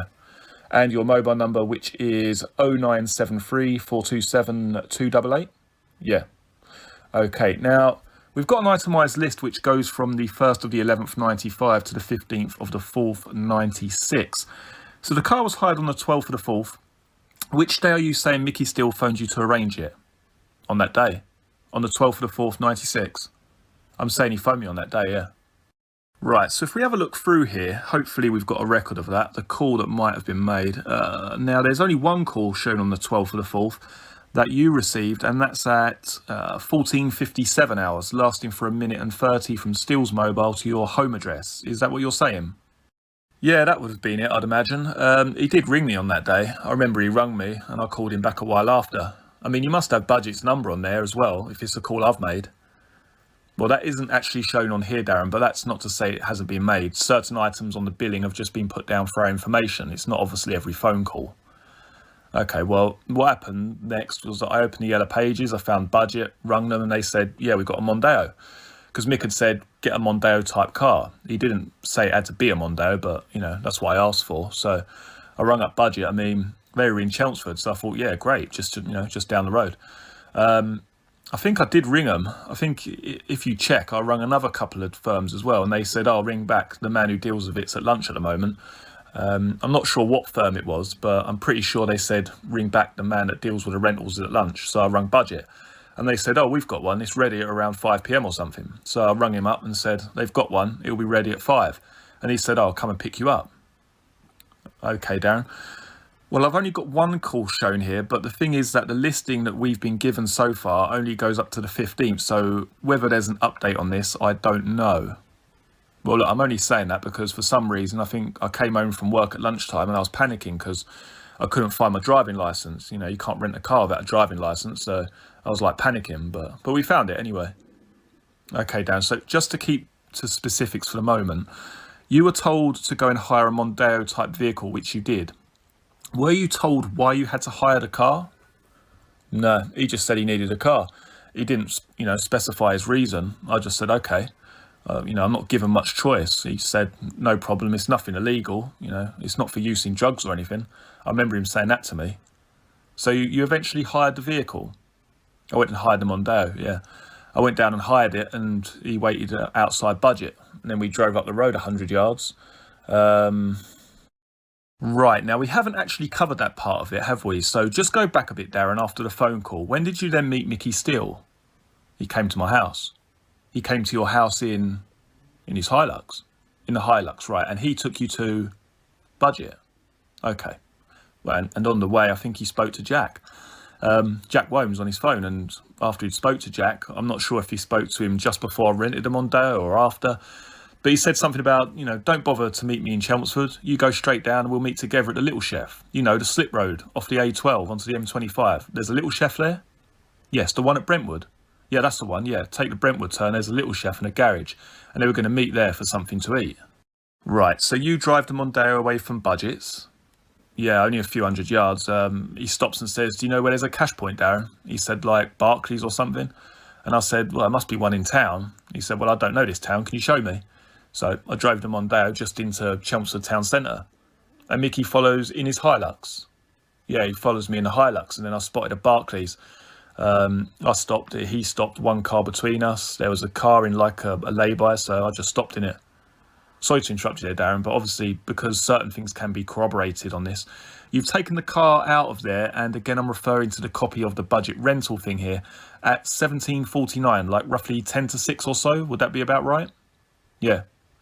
So then after that you go in there to the town with Mick? Yeah, with Mickey, right? And he makes a withdrawal? He goes to Barclays and takes some money out, yeah. From the hole in the wall? From the hole in the wall, yeah. Okay, and then what happened? He moved a bag of a few bits and pieces from his Hilux and put them in the boot of the Mondeo. And do you know what was in there? No idea at all. Or the size of the bag or bags. One bag, just a holdall type size, nothing extremely large, or I'd have remembered it, It's just a basic holdall type of thing. And he said, right, I'll see you later on tonight or early in the morning. I've got to go and meet someone. He said, take my Hilux round to your house and then I'll be back in the morning. You can have the car for the rest of the week for renting it for me. I said, all right then. So he gave me his Hilux keys and off he went. And then I left as well. So he left before me, so I don't know exactly where he went, but I do know that he went the wrong way. On the bypass. Yeah, he's not in front of me, and I thought, where the fuck is he? So I rang him up and I said, you've gone the wrong way. And he said, oh no, but it doesn't matter. He said, I think he went towards the Army and Navy. He said, I know where I am. I'm spotted where I am. I'm just going to go this way. It'll probably take a bit longer. I said, yeah, it is, because I knew he was going to meet Jack at Brentwood. So, he's going the wrong way. Anyway, I went home. I got home. I needed to go to my cousin's for some reason. I can't remember why. My wife was miserable. She said, oh, take the kids. So I took the kids out in Mick's Hilux. And then we drove to my cousin's house for some reason. We had a cup of tea and saw my uncle and that. Right, okay, Darren, carry on. Well, so I took the kids along for the drive in his Hilux and then drove back home basically and stayed in. So what's the next contact that you then had either with Mickey Steele or in relation to the Mondeo? Next morning, I can't remember if he rung me up or I rung him, but I think he rung me like early in the morning, and I didn't really want to get up. And he turned up at my house with Jack Womes and Mick, They both turned up. No Mondeo. They were in Jack's Transit. Sorry, say that again, Darren. Who turned up? Jack Womes and Mick Steele. Okay. Yeah, they turned up at my house, the next morning. They had rung me up before, or I'd rung him. I can't remember which way round, but I know it sounds silly. I said, oh, no Mondeo? And he replied, no, a bit of a problem. We've left it in Ostend. I said, what? He said, well, we've left it in Ostend. The blokes were getting cold feet sitting over there with the drugs. So we've left the Mondeo and they've put loads of dings in it. I said, oh, thanks, cheers. Fucking hell. Nothing to worry about, he said. They're only going to sit in it all day. This was like in the early morning. He said, I'm going to go home now and have some rest, and that I was worrying about nothing. What, he actually told you this, did he, Darren? Yeah, well, he didn't tell me that the boat was going in, but he said they're going to be picked up, which means the boat's going in the water. Who told you this? Mick Steele. He said, well, not to worry. Worst case, you'll have the car back tomorrow or sometime the next day. This is what he said to me. He'll have it back tomorrow or worst case the next day, like Monday or something, Okay, well, obviously, we are trying to do it chronologically if we can, Darren. So did he say to you who was looking after the drugs over in Ostend? Only afterwards, because I went to pick up the Mondeo, on Monday or Sunday. Might have been Sunday or Monday, I don't know. He said to me, oh, by the way, he said, the Mondeo got pulled by customs. He said there was nothing in it, but he said the bloke who was driving it was some stupid South African, and he said he didn't know your name. He said that I left the car with Peter, as in Peter Corey. He said, I told him to tell him your bloody name, just in case he's pulled up. So he said to me, if the police come round, tell them you were drunk and lent the car to someone. You don't know where it went, and they brought it back on Monday. I went, oh, that's convincing. And he asked me if that was okay. And I went, well, what else can I say? And he said, well, think of a good excuse. He gave me the car and fucked off. And that was it, he told me after you might expect a visit from customs because the geezer had rented the car, couldn't say he rented it. And what's the name of that person, Darren, the South African? Well, he didn't say, he just said it was some stupid South African. You should be able to find out. Well, I'm actually asking you to see if you know Darren at the moment. No, he didn't give a name. He just said that the bloke had said he'd been hitchhiking, and Mick originally told me to say that he was on the boat drunk and the blokes drove off the boat. I said, how the fuck can I say that? And I said, if they come round to my house and say, show us your passport, I said, I haven't even got a passport. And he said, I told you about getting your fucking passport renewed. What good are you to me if you don't have a passport? I said to him, I don't want a passport. And he said, well, you'll have to think of a fucking good excuse then when they come round. After that, I went to get the Mondeo because he asked me to come and get it. So me and the wife drove down with the kids, to pick it up. And it wasn't at his bungalow. In which vehicle, Darren? Rachel drove down in a Scirocco. Right, and what happened at that stage to the Hilux that you'd had? Like I said, the following morning he came back and told me he'd left the car in Ostend, give us the Hilux keys and took it. Then him and Jack drove off. Right, so they turned up in Jack's Transit. I'm sorry, I lost the plot there for a minute. I'm not sure that you mentioned this before, Darren. No, I didn't. But he turned up to see me early in the morning and then said sorry about the Mondeo, but we had to leave it out there with Peter. Okay, Darren. And then the next time I saw it was Monday, I think. Leave it out there with Peter. So you took that to mean Peter Corey. Is that what you mean, Darren? Corey, yeah. That Peter Corey had stayed out there with it as well. Well, I don't know if Peter Corey was already out there or he went out there with them or what, but that's what he said. But Mickey specifically mentioned that Peter Corey was out there with the Mondeo. Yeah, and he told Peter Corey my full name and he was supposed to tell the person that was going to drive it. Right, so you go with your wife and kids, on Monday I think it was, yeah. To where? To Mick's, the one he's doing up, Meadow. Meadow Cottage? Meadow Cottage, yeah. So we sit there and the kids were hungry, so we stopped at a shop and bought a sausage roll and a drink each. They were running around and we were sitting there talking to Mick, who was giving Rachel a drink. Then I said, where's the Mondeo? And he replied, I parked it in the Robin Hood car park. So we had a drink and then he said, I'll run you up there. So I said, well, you might as well go home, Rach. So Rach went home and he run me up there. So I picked up the Mondeo. And then this is when he was telling me, oh, by the way, the car got pulled by customs, etc. Make up your best excuse sort of thing. Telling me you were drunk and on the boat and that, And I said, well, I can't because I haven't got a passport. I couldn't get on the boat. So you then drove the Mondeo home, yeah. To your house, to my house, yeah. And then what happened to it?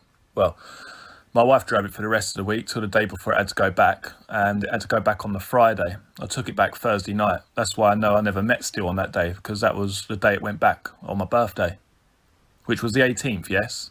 Which was the 18th, yeah.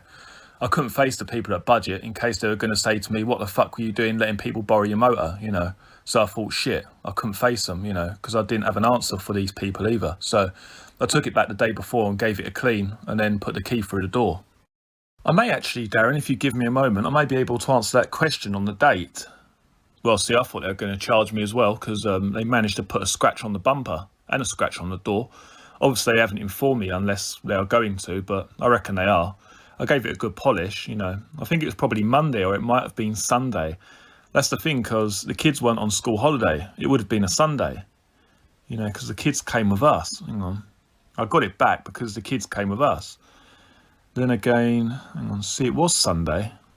No, hang on. No, it would have been Monday because on the Sunday I drove my Land Rover or Rachel's Land Rover up to Jack Wome's workshop.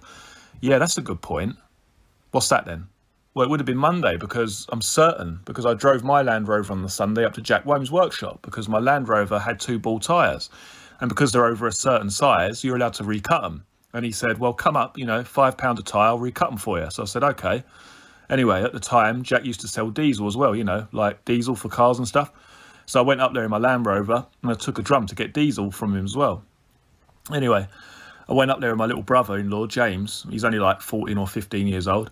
And my mate Fran, and Jack recut the tyres. I remember he was tight because he never let me off 1 pence in his whole life. Jack wanted every fucking cent out of me, Anyway, that was on the Sunday, but then I remember something else. I said, "How's Mick today?" And he said, because it was late afternoon time. He said, "Oh, he's busy at the moment. He's fishing out on his boat." So that would have meant he was going across that Sunday. Right, I was going to go on to that bit, Darren, but unfortunately I can't help with the date. That's all right, I've worked it out. I've worked out what it would have been. It's the Sunday.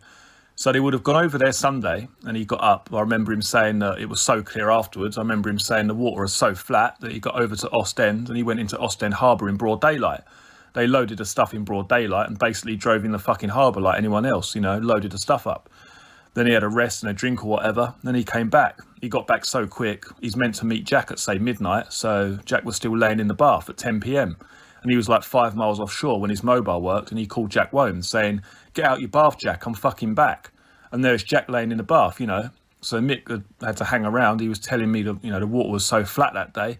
He said he didn't touch under 35 knots all the way there and back. He said it was blinding, straight there, straight back. Do you know how much he came back with that time, Darren? Yeah, that was 80 kilos. 80 kilos? Well, yeah, that's the one I told DC Bird about. I rang him up and told him. I'm pretty certain I spoke to Mr. Bird about it. So that was your whole involvement? Did you know what happened to the consignment of drugs once it got here? Well, that's the one they had the argument about. The one that he imported cheap on the assumption that he could buy the drugs off him. Was that for Russell? Yeah, for Russell. He bought it cheap for Russell, and then he fell out with Russell because Russell said, no, you can't have it, and wanted to pay him with cash and not the drugs.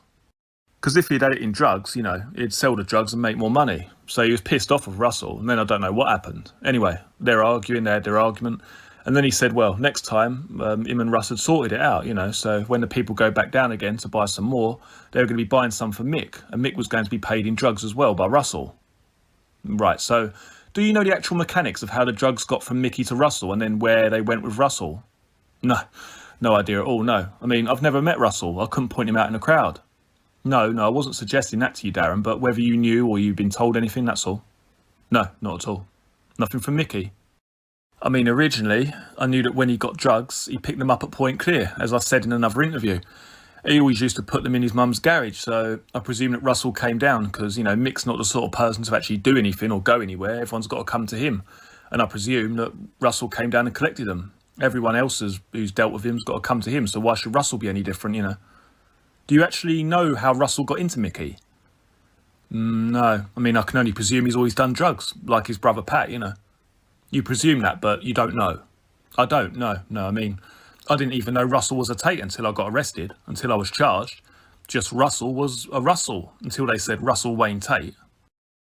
Right, okay, now, what I'd like to move on to, Darren, please, is we've had a brief conversation about your Land Rover. Is that registered to Rachel? Yeah.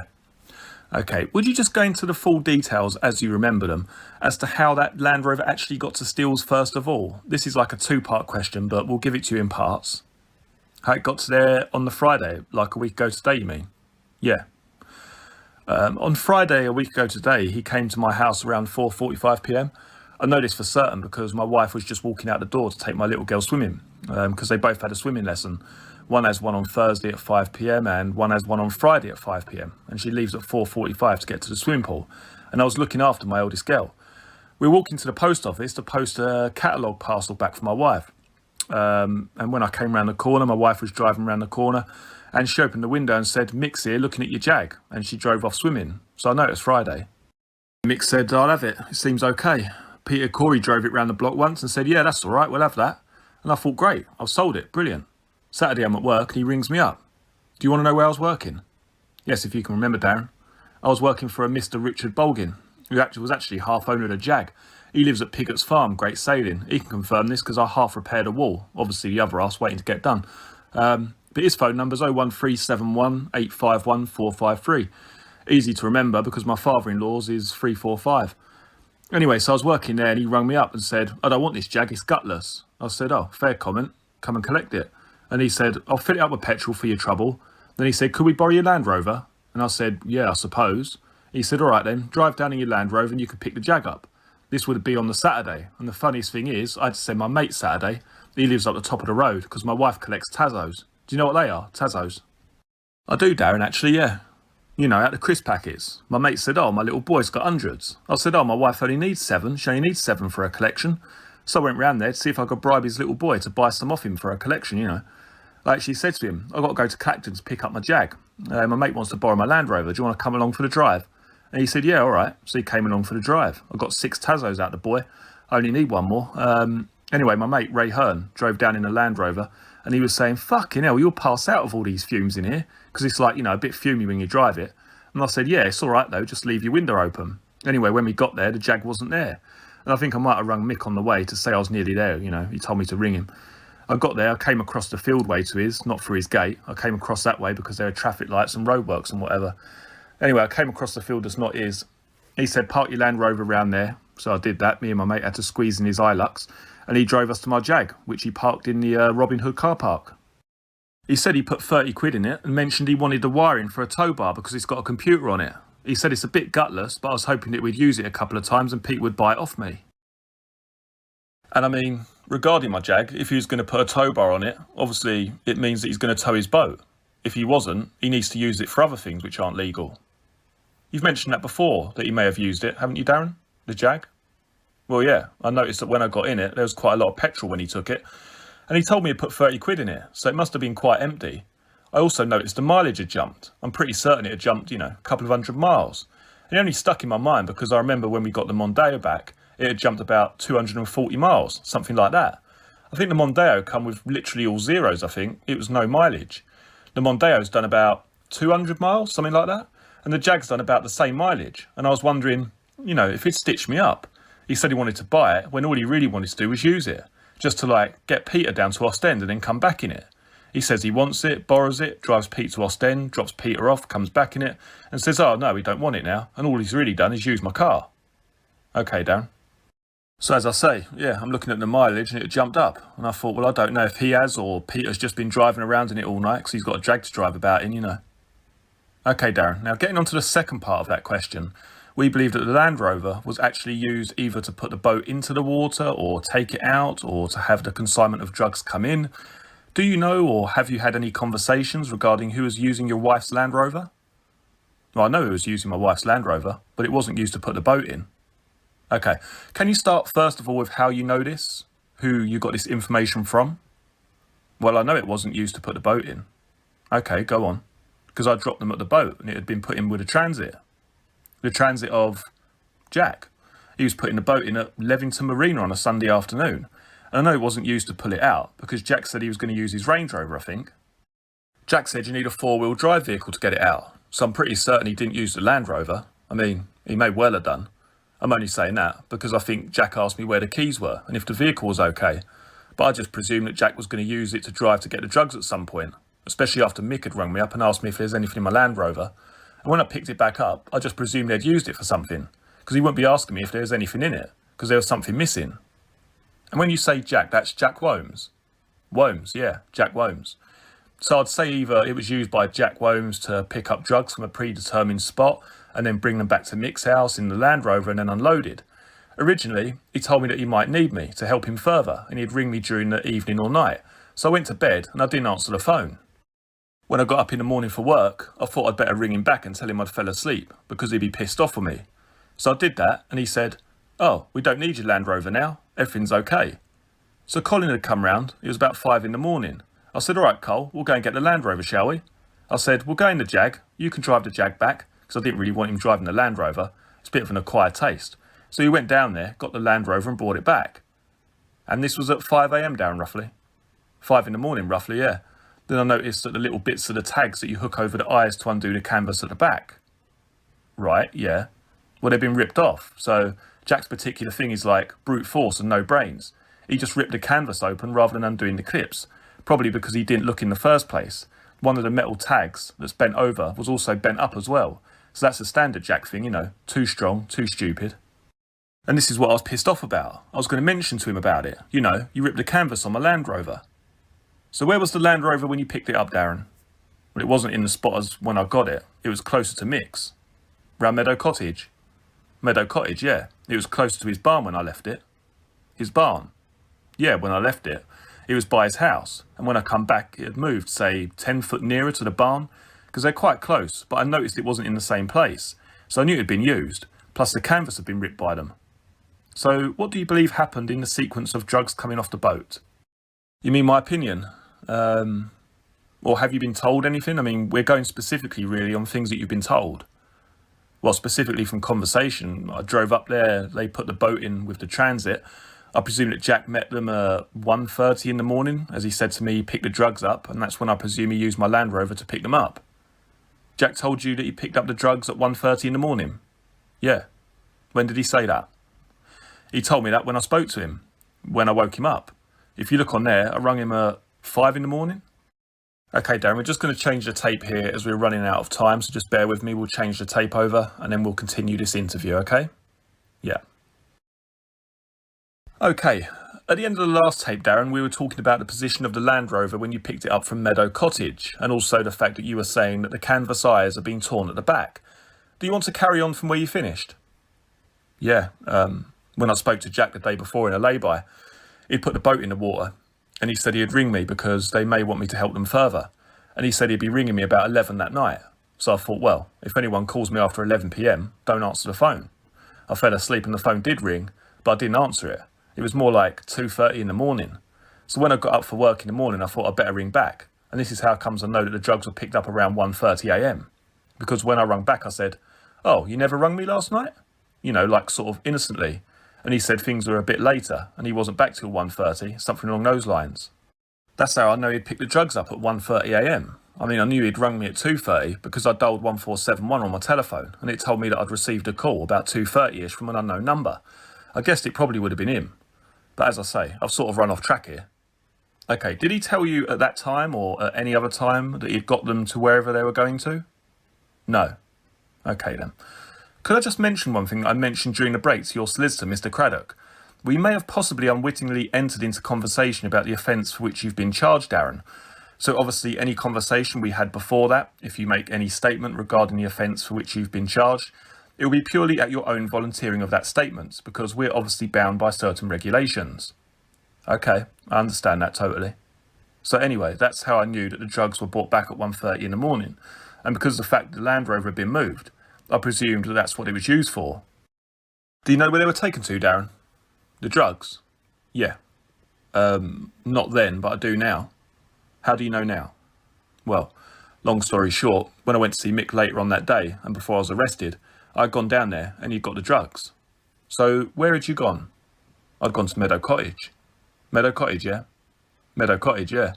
And he asked, did I want some drugs? I'd said, yeah. And he'd gone to the back of the transit van and come back with 2 carrier bags, then counted the drugs into a toolbox, which I took with me.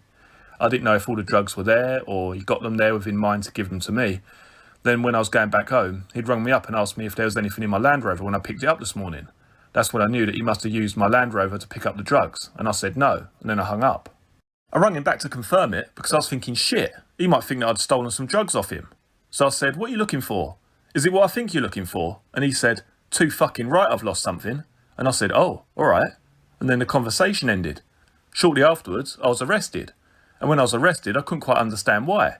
I thought I'd been arrested because Essex police knew what I was doing. And I was waiting for them to arrest him. And I was thinking, they're a bit slow. Then I expected DC Bird at any minute to jump out and go, that's all right, it's Darren, let him go. But it didn't fucking happen. And it wasn't until I was in custody, it was mentioned to me that there were 2 police officers in custody as well. I didn't need to be told who they were. I was 99% sure that DC Bird would have been one of them. And then it clicked that if Mick had lost the drugs, and I told DC Bird that they were coming back that night, and DC Bird's in custody, in my mind, he's gone over there, crept over to Meadow Cottage, and taken them. But that again, Darren, is purely assumption. This is only an assumption, yeah. Purely your thoughts on that matter, is that right? This is only a thought. This isn't a fact or anything. This is a thought, because in my mind, why would a policeman be in custody? And it was the same policeman that I happened to tell where all the drugs were kept. Or when the drugs were coming back, I should say. Not where they were being kept, because I wouldn't be certain, as in previous experience, all the drugs have been kept at his mum's garage. If Mick ever said, come with me, he'd go to his mum's garage to get a bar of puff or something. He'd never have it in his pocket. It would always be at his mum's garage. So I presume it was probably taken to his Meadow Cottage, and then in the morning it would probably go into his mum's garage, or Russell's. Okay, Dan, just stopping you on that point again purely because that part of it, speaking about DC Bird and what you believe happened to the missing drugs, is purely speculation on your part. It is, yeah. How many times do you think that you may have been to the address in Point Clear to collect drugs? 3 times. I've been to that address to do work as well. Right, and on those 3 occasions, how many of them would you have been with Mickey Steele? Oh, every time. I didn't just go to that address. I actually went to Mickey Steele's house, or he'd say jump in the truck and that's where we'd drive to. Right, so run us through as to what would happen when you get there. Well, he would reverse or drive up his mum's drive, which means any vehicle, because it's a tight alleyway, which would block the view from the road, so no one could see the car. It perfectly blocked the alleyway. Generally, the garage was unlocked. When you say generally, had you seen it being unlocked before then? He'd asked his mum for the key before. Have you got the key, mum, sort of thing. He seemed to make a point of not owning the key or anything which I thought was a little bit, odd. As if his mum might get in trouble and, she could just say, well, I don't have a key to the garage. So generally, it was open, but he had got the key off his mum a couple of times. And he said, come in. And other times he'd say, sit there. The times I'd been in, he sort of just literally picked a few blankets up and there would be a quantity of drugs. I mean, I couldn't say how much, but more than what I was having, like my little bit. Then he'd just say, getting back in the Hilux, and we'd drive back to Meadow Cottage or wherever, and then I'd basically leave. And what estimate, Darren, would you put on how much in those 3 trips that you took yourself? That I took? Yeah. Well, it varied. Well, just give us an idea of each time. An idea of each time? Well, it's all different. I mean, I only got it if one of my friends wanted it, and only got what they wanted. You know, the times that I've been to his garage and got drugs, probably around 10 kilos. Not every time, but a total of 10 kilos. About approximately 10 kilos across the board, yeah. And then what would happen? What, to the drugs? No, what would happen when the drugs have come into your possession from Mickey Steele in the garage? We'd get back in his truck. Into the truck. Yeah, we would drive back to where I'd met him, which would be his old bungalow or his new cottage. What's the arrangement for payment? Well, the people I sold it to never had any money. They always used to take it off me, then sell it, then pay, then I'll go back and pay him. There was no, like, fixed arrangement. When I got the money, I gave it to Mick. It was as simple as that. And what were you charged? I was charged £2,200 a kilo. And what sort of money do you think you made out of this then, Darren? Well, the bloke had it off me, paid £2,300 per kilo, so I made £100 a kilo. Right, so out of all those deals, you've probably made £1,000 then, you reckon? Not that much, actually, because at one time, the reason I had up to 10 kilos was because the bloke had cash for once, which was a very rare thing. So the price was £2,250 to him, and he bought 5 kilos, which was the largest amount until you got me that I'd ever had, and he paid in cash, so I actually made £250 for driving up, getting it, and bringing it back. I'd actually told Mr. Bird about that, but it didn't seem to bother him. But yeah, at the time, I made £50 a kilo, because the bloke had cash and Mick wanted cash quick. I remember him saying, can you get me some cash quick? And I said, well, I'll ask, and I asked my mate. I don't know who the hell he phoned, but he came back to me and said, yeah, we've got some money, so we'll have 5 kilos.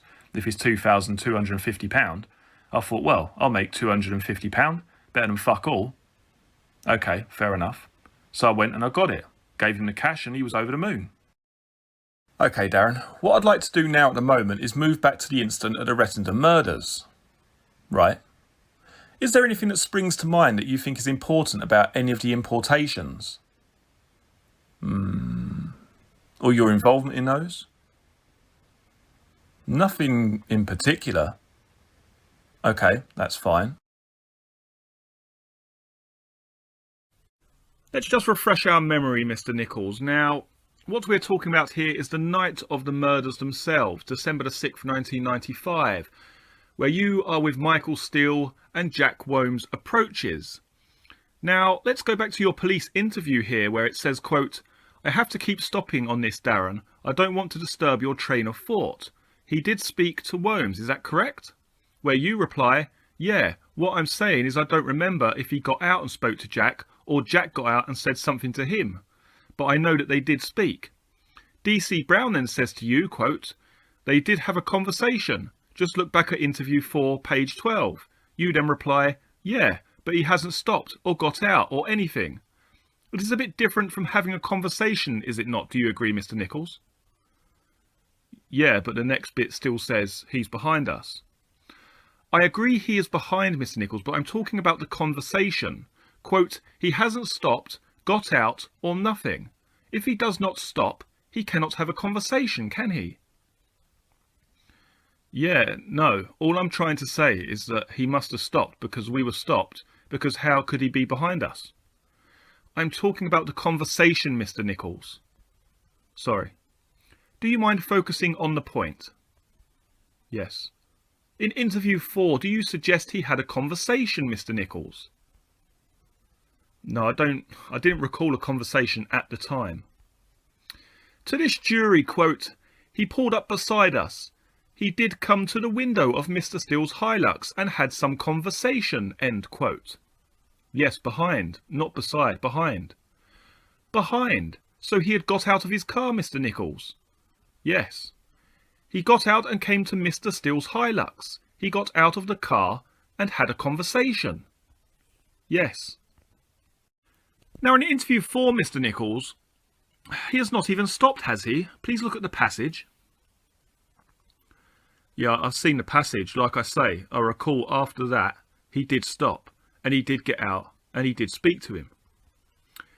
On each occasion, and we will come to some more, not many, but on occasion, the case and the evidence gets worse for Mr. Womes. Do you follow what I mean by that? You do not? Probably, yeah. Probably. On each occasion, Mr. Womes is getting more involved as the interviews go on and the statements go on. Is that a fair assessment? Yeah, I can see what you're saying. Is that true? I can't recall. We will just see. At this interview 4, you have seen a solicitor beforehand, had you not? You had interview 3, and you have seen Officer Barrington. You knew you were going to be giving information, is that correct? I hadn't seen the solicitor, no. I think I saw a solicitor for interview 5. I didn't think I saw a solicitor in interview 4. No, interview 5 is the first time I see a solicitor, not interview 4. That is not actually correct, Mr. Nicholls, is it? Did you see a solicitor called Oddie? That was the one they supply with you when you were arrested. You have seen a duty solicitor, but you had seen a solicitor, had you not? Yeah, I'd seen a duty solicitor, yes. When you gave this interview 4, this was not the first time, was it, that you had to think a little about the events of the night on your version? It was not the first time by any manner or means. I don't understand, sorry. The first statement I made involved a murder, yeah. It was not the first time you had to think about these events, was it? No, I could have thought about them at any time between it happening and then.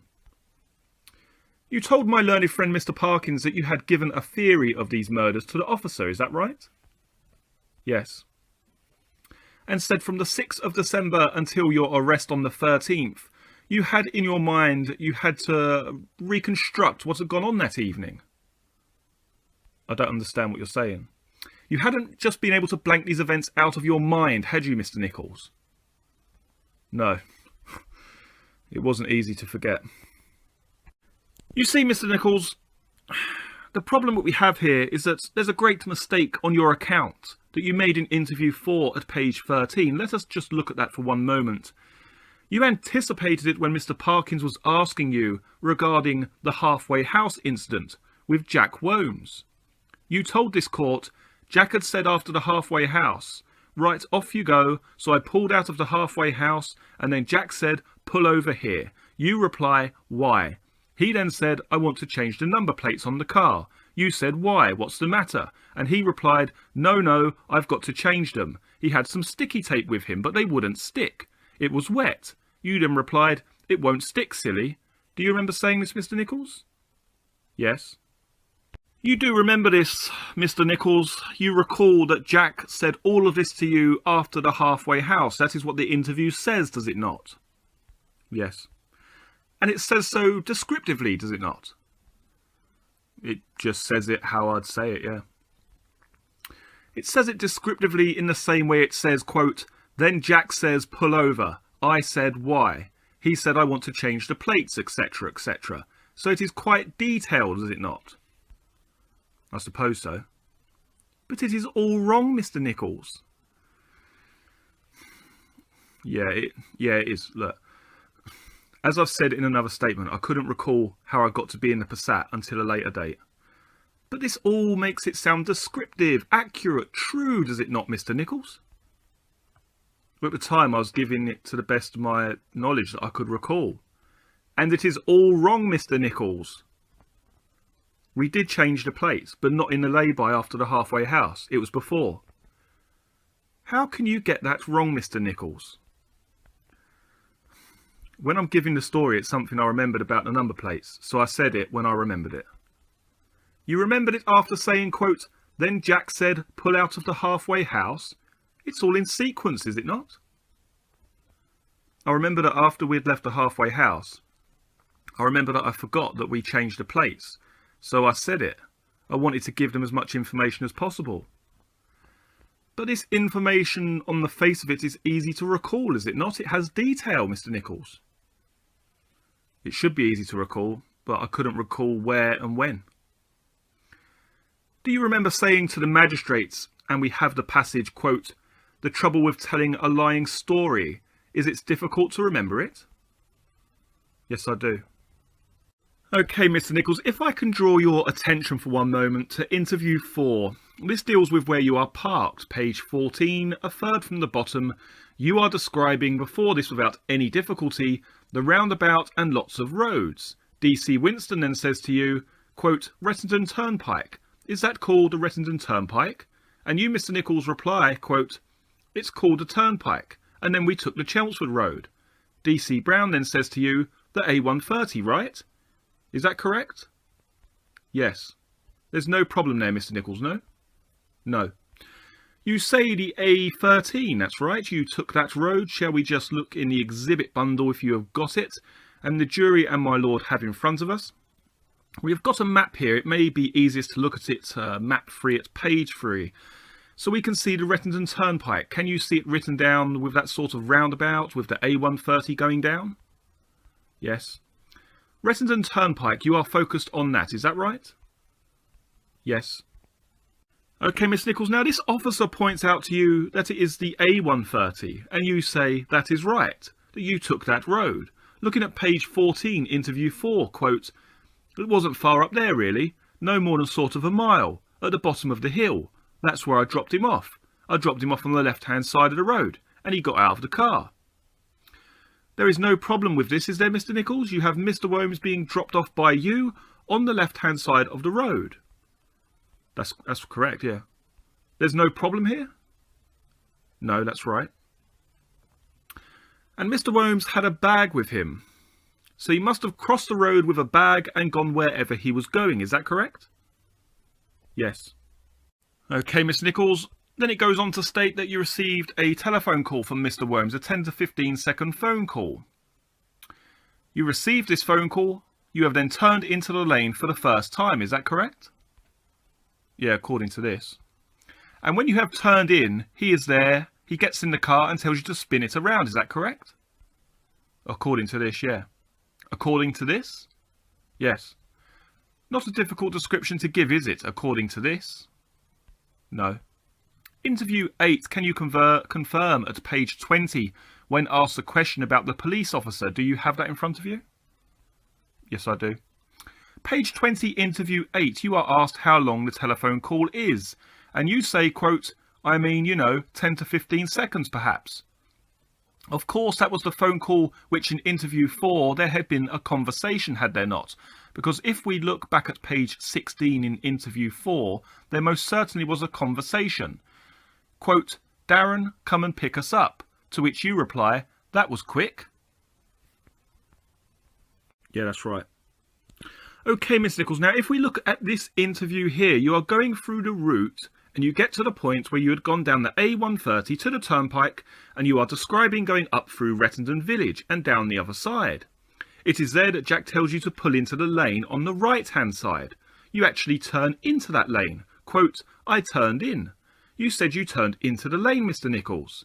If we just go on again to page 18 just to repeat it, quote, "I remember him saying, you come back down here, you reverse down here, like you reverse out facing the right way. He said, quote, 'Save mucking about next time.'"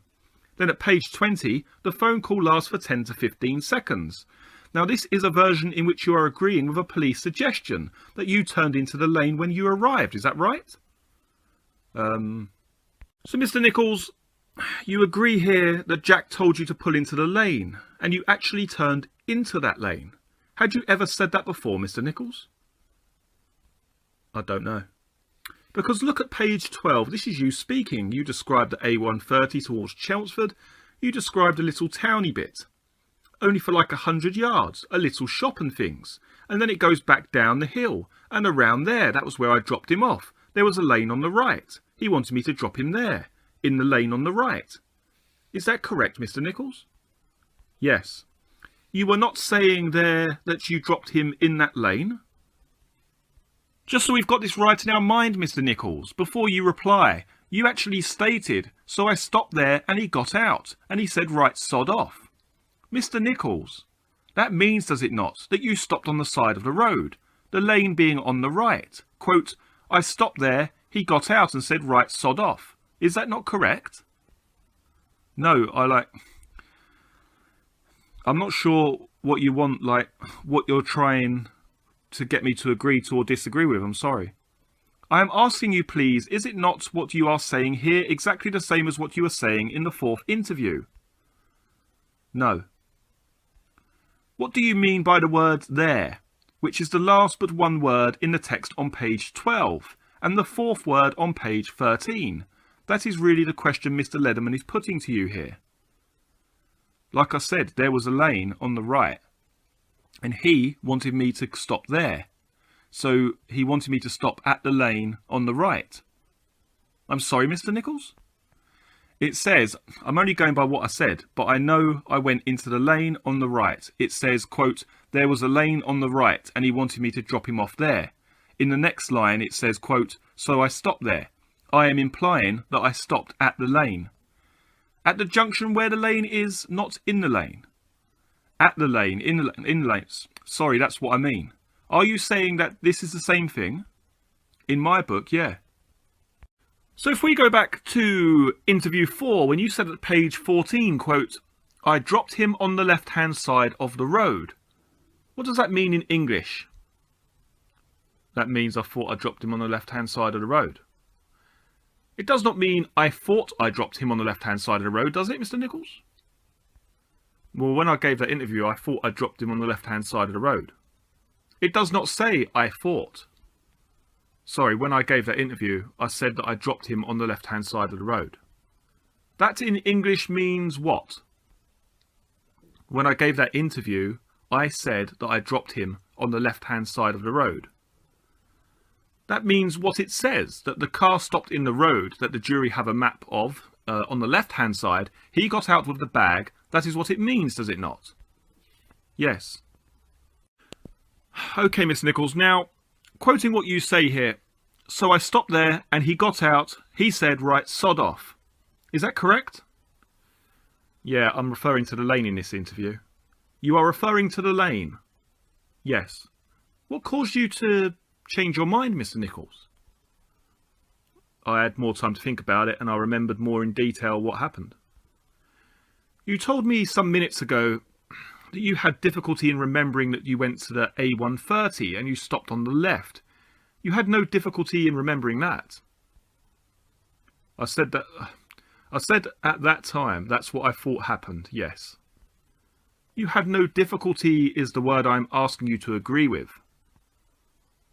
Like I said, when I was given, that's what I believed in my mind happened, and that's what I was saying, and I had no difficulties in saying it.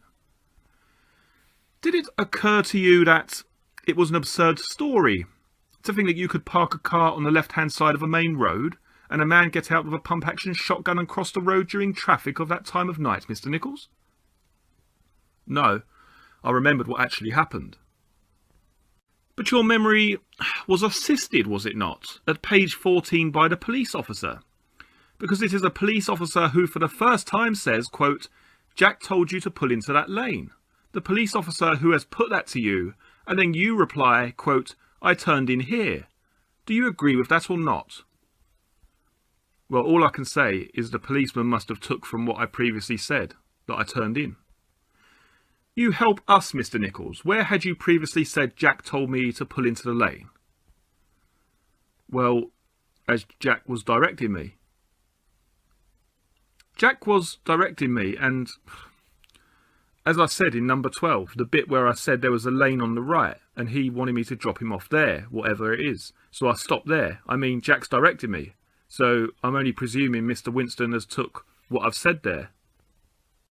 So when you say at page 12, Mr. Nicholls, he wanted me to drop him there, that is the same as Jack telling you to pull into the lane? Yes. I see. What is different is this. What is different is at page 18. Can I ask what interview?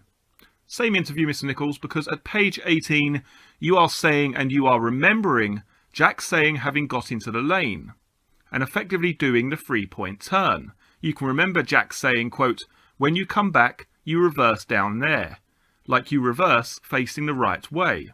He said, save mucking about the next time. I thought, yeah, that's fair enough. So I drove up and I turned towards Chelmsford. Is that correct, Mr. Nicholls? Yes. If you go back to interview 4 at page 16, do you have that in front of you? Yes, I do. Quote, so I turned into this lane and he said, turn your lights off, spin it around. So that's what I did. Are you saying that those two versions are the same? What do you mean? Do those two versions both make sense when put together? No. The first version is that he is there when you come back and tells you to turn around when you arrive back, is that correct? Yes. The second version is before you leave on the first occasion. He is telling you, and you can remember it, to turn around when you come back, is that correct? Reverse in when I come back, yeah. Those two versions cannot live with each other, can they? No.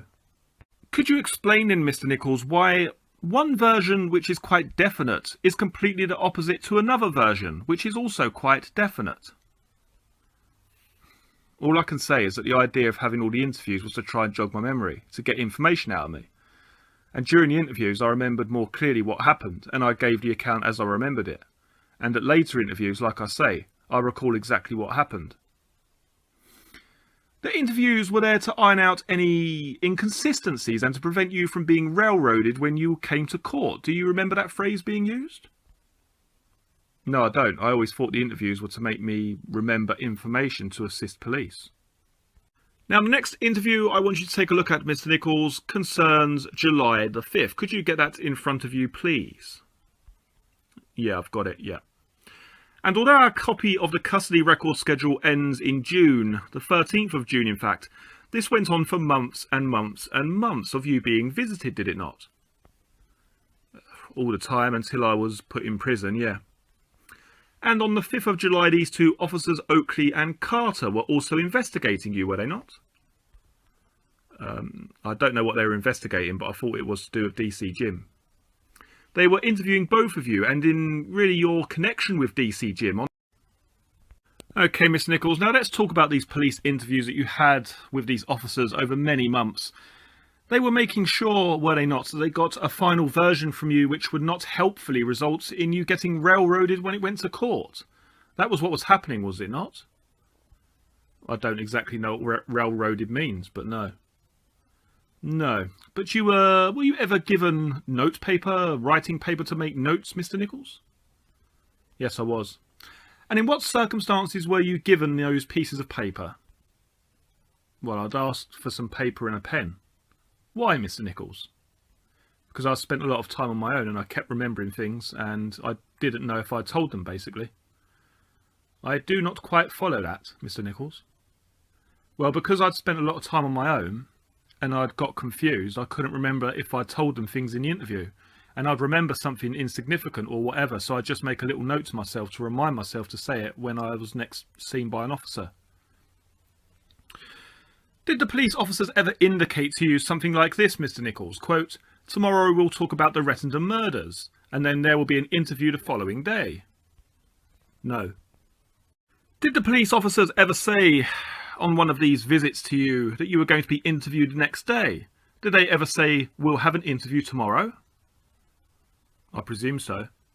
You see, a lot of these interviews, Mr. Nicholls, go over the same ground, do they not? Yeah, they do. You see, after interview 4, did the police officer say to you, we'll come back and go over the detail at some later time? I can't recall. If they had, do you think you might have made some notes?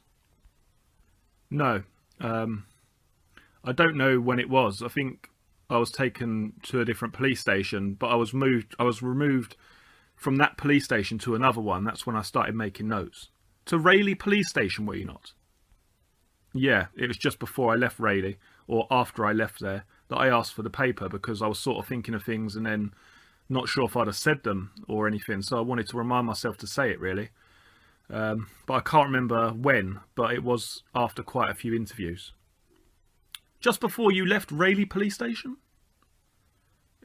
It's either before I left or after I went to the next one, because I moved from there to another one. You made a statement, Mr. Nicholls, or statements I should say, on the 21st of May, a witness statement. Yes. Did you have any notes, Mr. Nicholls, to help assist you when making this witness statement? No, I didn't. Before you made the statement, were you told that you would be making a statement? Yes, I was. And you were told, were you, that the witness statement meant that you would have to give evidence? I knew by then that I had to give evidence, yes. These notes were on what pieces of paper, Mr. Nicholls? What, my own notes? Just plain pieces of A4. And the police gave you the A4, is that correct? Yes. And they gave you a writing table, did they not? Yeah, they gave me a desk. A desk? I mean, when you are in a cell, do you have any means of writing a letter? If I wanted to, yes. They'd give me, if I wanted it, or if I wanted to write a letter, they'd give me a paper and pen, yeah. And where would you write it? Sitting at the desk, probably.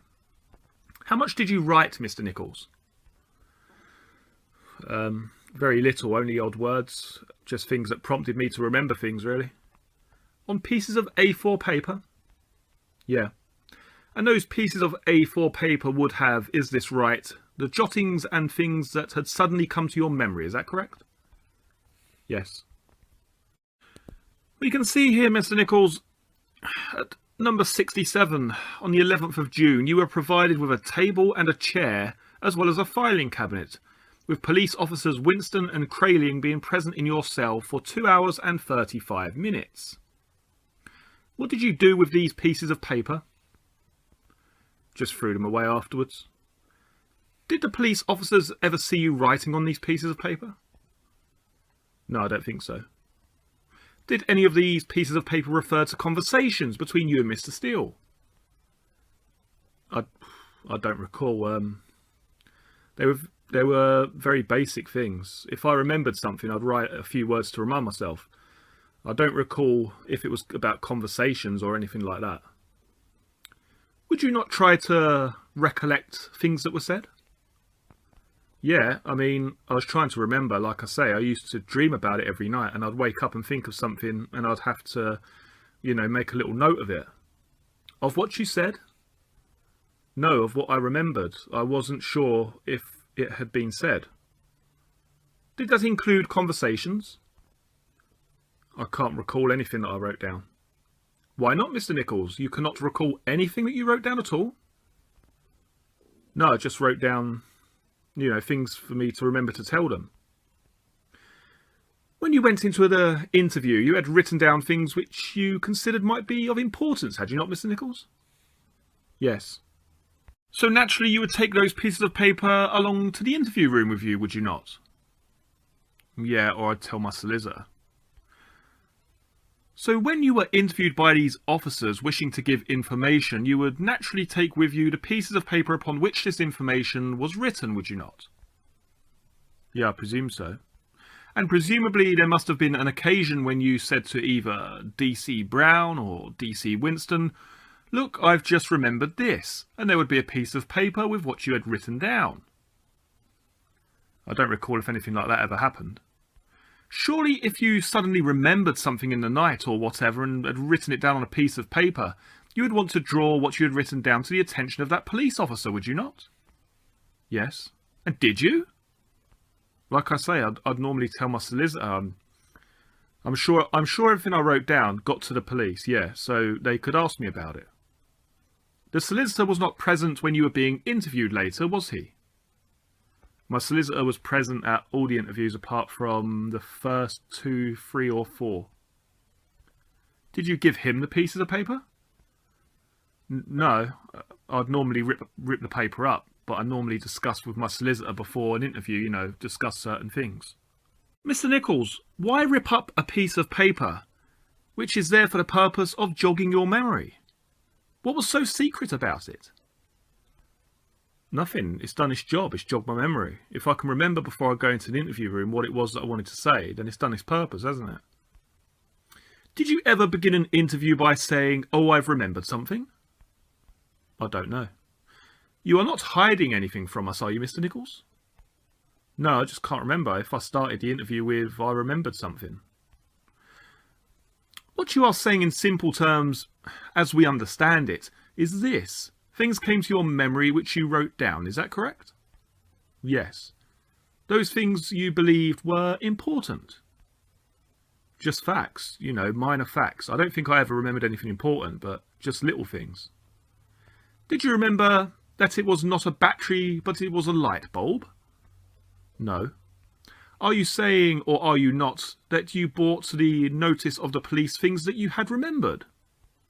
Yes. Did the police express interest in what you had brought to their notice? I'm sure that they would have done, I can't recall.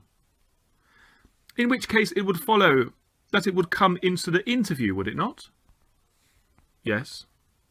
So, Mr. Nicholls, a police officer would say to you, "We believe that you have some new information," or "You have remembered something new," to which you would reply, "I've remembered this, that or the other." That is roughly what would happen, is it not?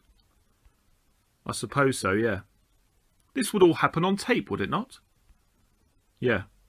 Because what you are saying is that this all happened, are you, during the actual interviews on tape? All my interviews were on tape.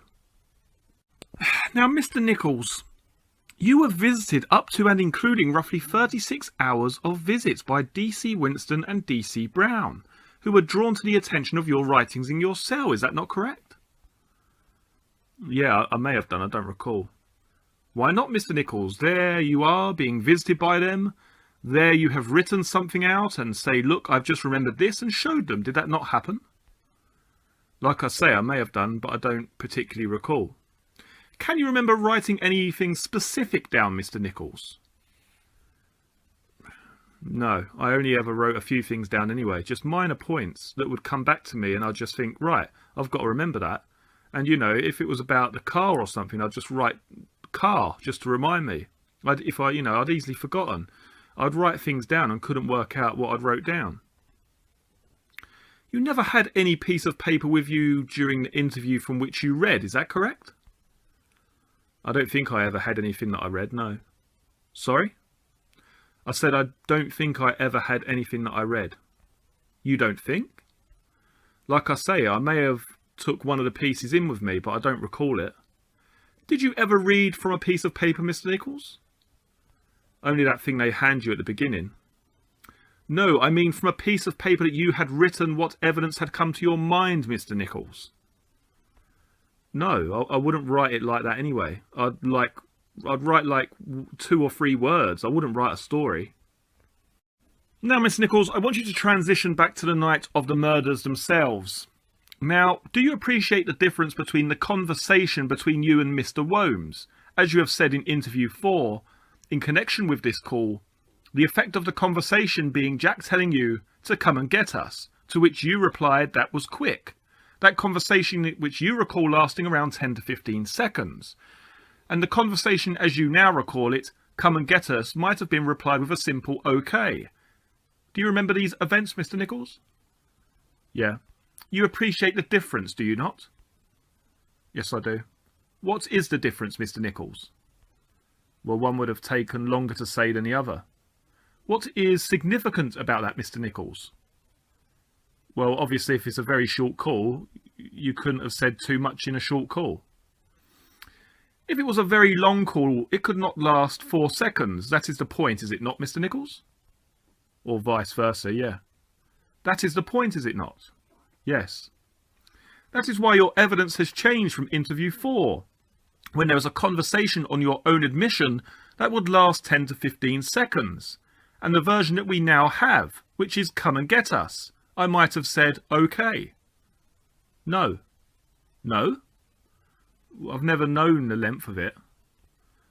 It is just a coincidence, is it, that the conversation gets shorter and that fits in with the 18:59 and the 4-second phone call? No, I never knew the duration of the call until I got to this court. No one has ever said to me, I was told there was a call made about 7 o'clock, but I've never been told the duration of the call, anything like that. I only worked it out since I've been here. You were never shown a schedule of any kind? No, I've been shown some phone call documentation, but it's never had call durations or anything on it. Okay, Mr. Nicholls, can I draw your attention now, please, to the top of page 21. This is regarding what Michael Steele and Jack Wombs were wearing that evening. And in your words, quote, they were wearing Wellington boots and overalls. Quote, I think it was just overalls and Wellington boots. I don't know if they had gloves on. I think I noticed that Jack had surgical gloves on, but I was driving the car and I couldn't see properly. But I do think that Jack had blood over him, like a fairish amount, if you know what I mean. Then further on you go to state, we are talking about speckles of blood. You reply, yeah, they had speckles of blood on them. I couldn't really look, but I sort of glanced. He was wearing gloves. Was he wearing gloves, Mr. Nicholls? Yes. It wasn't until we were about half a mile up the road that I realised that they'd shot them. So what you're saying there, first of all, Mr. Nicholls, is I don't know if they had gloves on. Although you say, quote, I think I noticed Jack had surgicals on. Is that correct? You are also saying, quote, I did not get a good look in the car because I was driving. Is that right, Mr. Nicholls? Yes. Okay, Mr. Nicholls. Now, how would you describe that summary to my lord and this jury? I recall that I did remember seeing gloves and that they had speckles of blood or something on them that I know to be blood. I am asking you to describe what you are saying here, Mr. Nicholls. Sorry, I thought you were asking me something else. No, I'm asking you, Mr. Nicholls. I'm glad that you can see the difference, to see what you were describing here. What is the effect? Here I'm saying I wasn't sure if they had gloves on. Exactly. You were also saying, were you not, because you were driving, you say, quote, I didn't get to look in the car because I was only driving it. That was one of your reasons for saying you were not at all sure, is that correct? Yes. That is what you are saying here, Mr. Nicholls? Yes. Is that a fair summary of what's said there? Yes. You are doubtful here? Yeah, I couldn't recall properly. Okay, Mr. Nicholls, now if I can draw your attention to interview 8 at the page 24 at the top there, quote, and then Jack, I'm sure it was Jack, sitting in the middle between the seats behind us. He had rubber gloves on, and I do remember the rubber gloves. They had like specks of blood on them. I then see Mick handing him parts of the gun.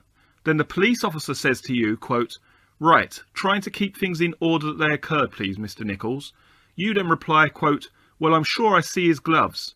So there you are saying, quote, I'm sure I see his gloves. And you are saying, quote, I see Jack sitting in the middle between the seats behind us, and he had rubber gloves on. Quite different from interview 4, is it not? Page 21. Yes. Back to page 21, quote, I don't know if they had gloves on. I think I noticed Jack had surgicals on. Yeah, I think he had surgicals on because I didn't get to look in the car. It is the difference between chalk and cheese, is it not, Mr. Nicholls? Not really. Is it not? As I said, I didn't recall if he had gloves on, but then I later recalled that he did have gloves on. When you gave the version in interview 4, what was the difference in terms of your memory when you were saying, I couldn't see him in the car? Interview 4 was the first time I'd been asked to recall like the route to the murder, the route, and I was doing the best I could. Every time things just get better and better for the police, do they not, Mr. Nicholls? Things come back to you after the first time. And what, Mr. Nicholls, you actually wake up one morning, do you, and say, yes, I can remember seeing Jack sitting in the back seat with these surgical gloves on with specks of blood on them? And what, write it down on a piece of paper? No, the first time I gave the account, I gave it to the best I could remember. I mean, it was not an easy thing to do anyway, and I was trying to get it out as quick as I could. And I knew I made a lot of mistakes, and I knew there were a lot of things I couldn't remember. One thing you do know, however, Mr. Nicholls, is the road, do you not? You know this road like the back of your hand. You see, I've travelled down the road, yeah. I don't live near it. I've never drove down it to work. I don't know it like the back of my hand. I know it goes from Chelmsford to the A127. You went to that swimming pool as a child, did you not, Mr. Nicholls? No, it's a swimming pool centre. Did you go to the swimming pool centre as a child? No, I've never been to it. I've just driven past it. When you were a child? When I was a little child, yeah. And that was a long time ago. Quite a while ago, yeah.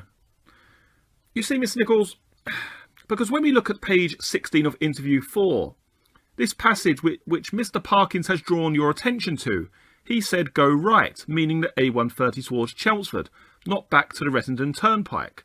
Now, this is a conversation that you are giving, is it not? Yes. And it is a conversation in which you are being told to turn right, not left, to the Rettendon Turnpike.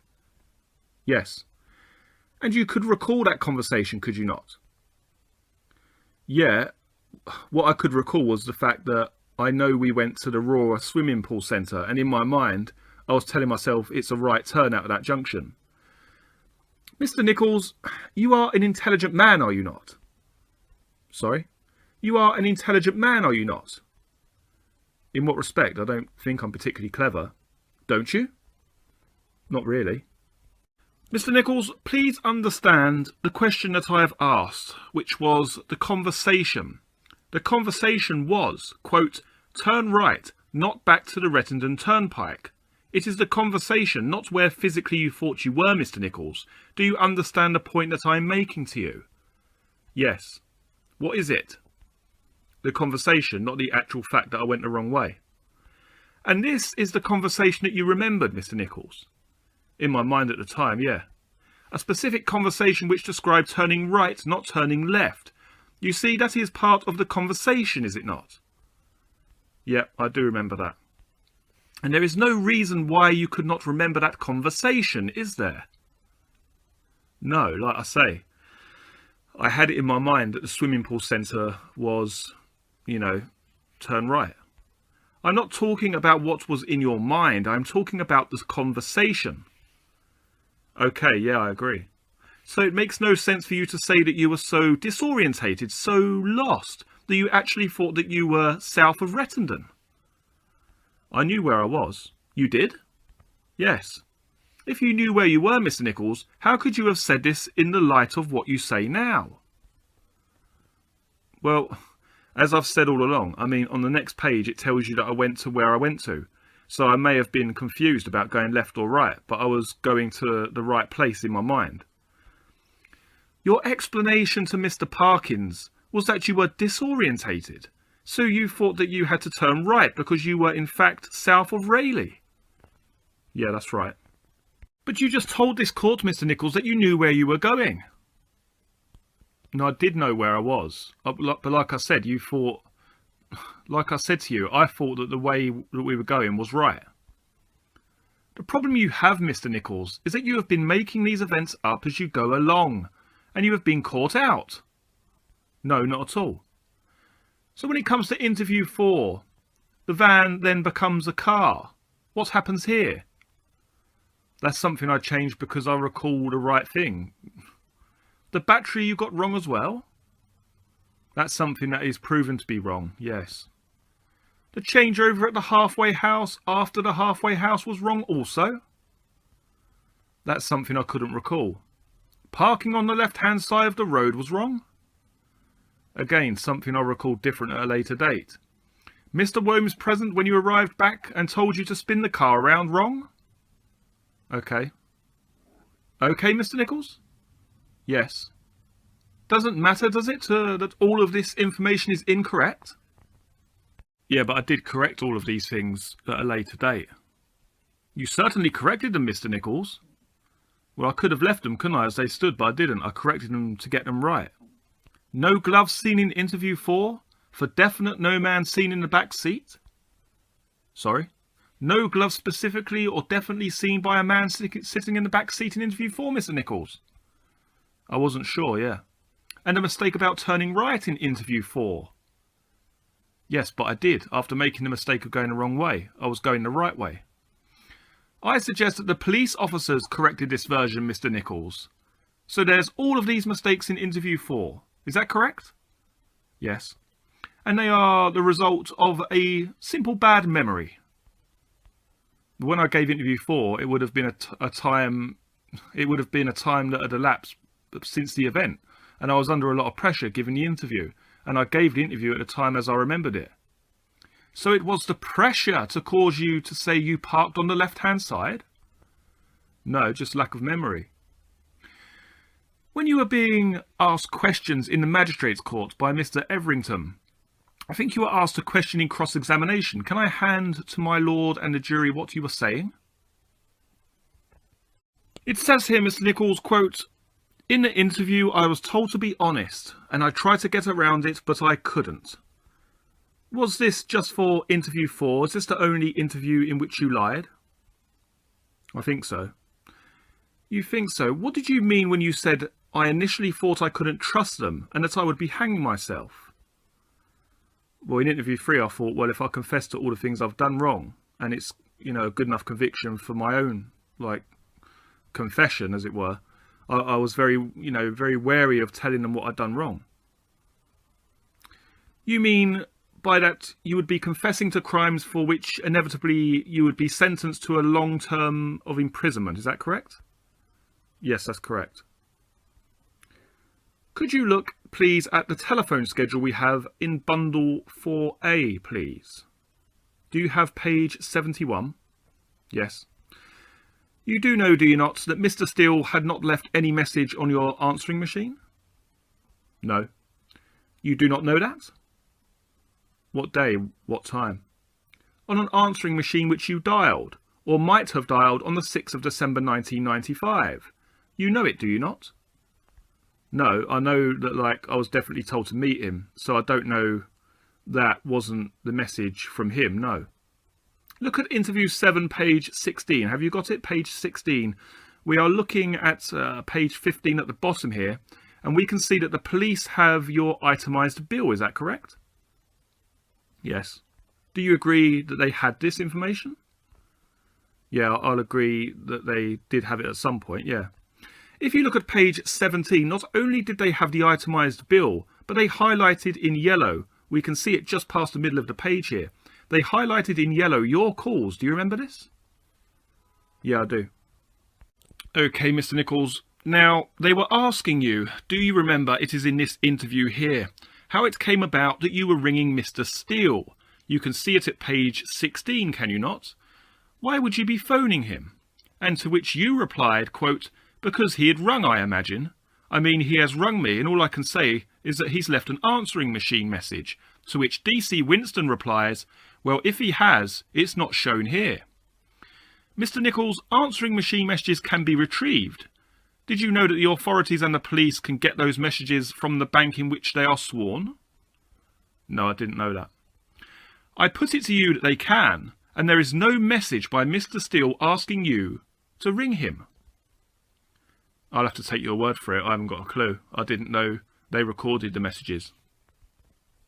Okay, so I'm just actually going to cut in here because there's a lot of legal discussion which I'm not actually going to read out because it will probably confuse the story, really. But just to give you a gist of what they're trying to say, basically what they're trying to say when you read this is that the answer phone messages are deleted after a certain amount of time. And bearing in mind, Darren Nicholls wasn't arrested until the 13th. They believe that the answer phone message may have been lost. Now, the points that they wish to make, and I'm just going to read out exactly what it says in front of me here. It says, the points that, if I may say so, we are focusing on and the police were focusing on was who phoned who first that day. And it appears on the face of it that the first actual phone calls are Nicholls ringing Steele at 12:51. Now, the first phone call out that day by Darren Nicholls is actually at 10:20, where he calls his voicemail. But by all accounts, there was no voicemails retrieved. Now, whether that's because such a long amount of time had elapsed between the actual murders and them catching up with Darren Nicholls and arresting him with the cannabis in the car, it's quite impossible to actually say. But Darren Nicholls' first call out on his mobile phone on the 6th of December was at 10:20 in the morning to his voicemail. But the first call between the people who were involved in this murder is from Darren Nicholls at 12:51 to Michael Steele. There isn't any proof or evidence that Michael Steele was the first person to reach out to Darren Nicholls on the day of the murder. Okay, and just a little bit further down the page here from Mr. Monday QC, he states, my lord, the admission that I'm prepared to make is that between the hours of 7:20 p.m. in the evening of December the 5th and 10:20 a.m. in the morning on the 6th of December, Nicholls' mobile telephone did not receive any call that went to his voicemail service. Therefore, the point that Mr. Lederman wants to make, that there is no message left between those hours, is accurate. So Darren Nicholls may have got up, he may have called his voicemail at 10:20, but there's no phone call to his mobile phone from Michael Steele between the hours of 7:20 p.m. the evening of the 5th and 10:20 a.m. the morning of the 6th. Hopefully that's cleared that up, and I will now continue from where I left off. Members of the jury, you will get copies of that eventually, but effectively it means what I said earlier. No messages on the Nicholls answer machine service between 7:20 p.m. on the 5th approximately and midday 12:51 on the 6th. The cross-examination can continue. Just dealing with the 5th the day before. Look at page 14, interview 7. There is no question, as we can see when we look at this answer. Quote, did you have any inkling before that day when you got the phone call? You reply, no, he actually rung me on that day at some point. I mean, I was at work, or I'm not sure, I may have been in a pub, but he did ring me on that actual day and say that can you meet me later? So there is no question on the 5th of there being a telephone call about meeting at Marks Tate on the 6th, was there? No. No. As you understand it, on the 6th there would be a record. If Mr. Steele had phoned your mobile, there would be a record of his call. The fact of the call being logged in your answering machine. Do you follow? Yes, I do. And that means, Mr. Nicholls, that the first person who made a call on the 6th between you and Mr. Steele was at 12:51. Have you got the document, please, at page 71? Yes, I have. And the fact that at 10:20 you dialed your messages is correct. Okay, Mr. Nicholls, now regarding the events after you finished work on December the 6th, 1995, you stated that you wanted to have a couple of pints at the Cock at Rain, is that correct? Yes. It had been a long day? Yes. And to suddenly meet Mr. Steele out of the blue, is that how it went down? Yes. No explanation given? No, that's right. You meeting at Ron Parkinson's at around 5 o'clock was not something you would be particularly enthusiastic about, is it? That's correct, yeah. Did you express your lack of enthusiasm to Mr. Steele? Probably. Well, there must have been a conversation, mustn't there? I expect so, yeah. I just can't recall. What I am getting at is there must have been a conversation that took some time, Mr. Nicholls. I suppose so.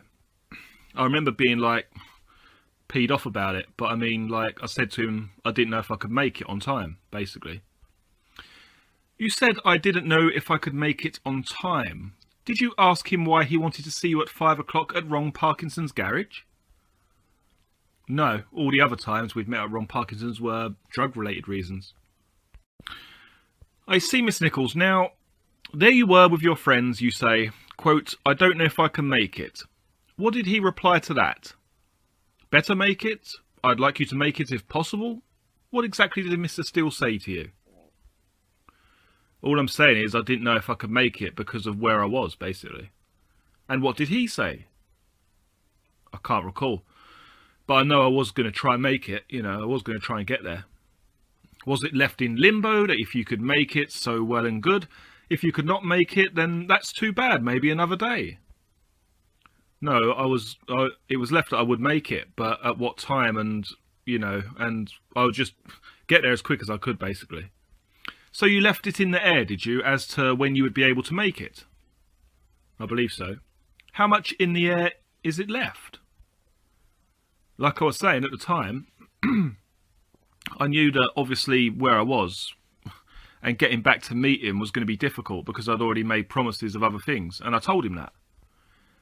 You had, if you like, a cause of time, which was how long you were going to spend drinking at the Cock of Rain. Well, even down to the motorway traffic would have been difficult. No, what I say is that you could, I suppose, have said, look, someone has to see me at 5 o'clock. I think we had better cut out the drinking at the pub. Well, yeah, I could have done. And did you? No.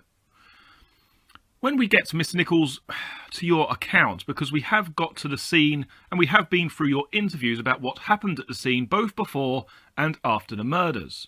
But when you got to the scene in terms of the calls that you say of being told to go off, you say that you went to the wheat sheaf and realised that you had got a poor signal, is that correct?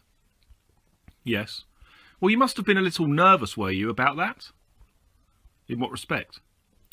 Well, this operation, as you have described it, it is an operation on a dark, snowy night involving a lane, is that right?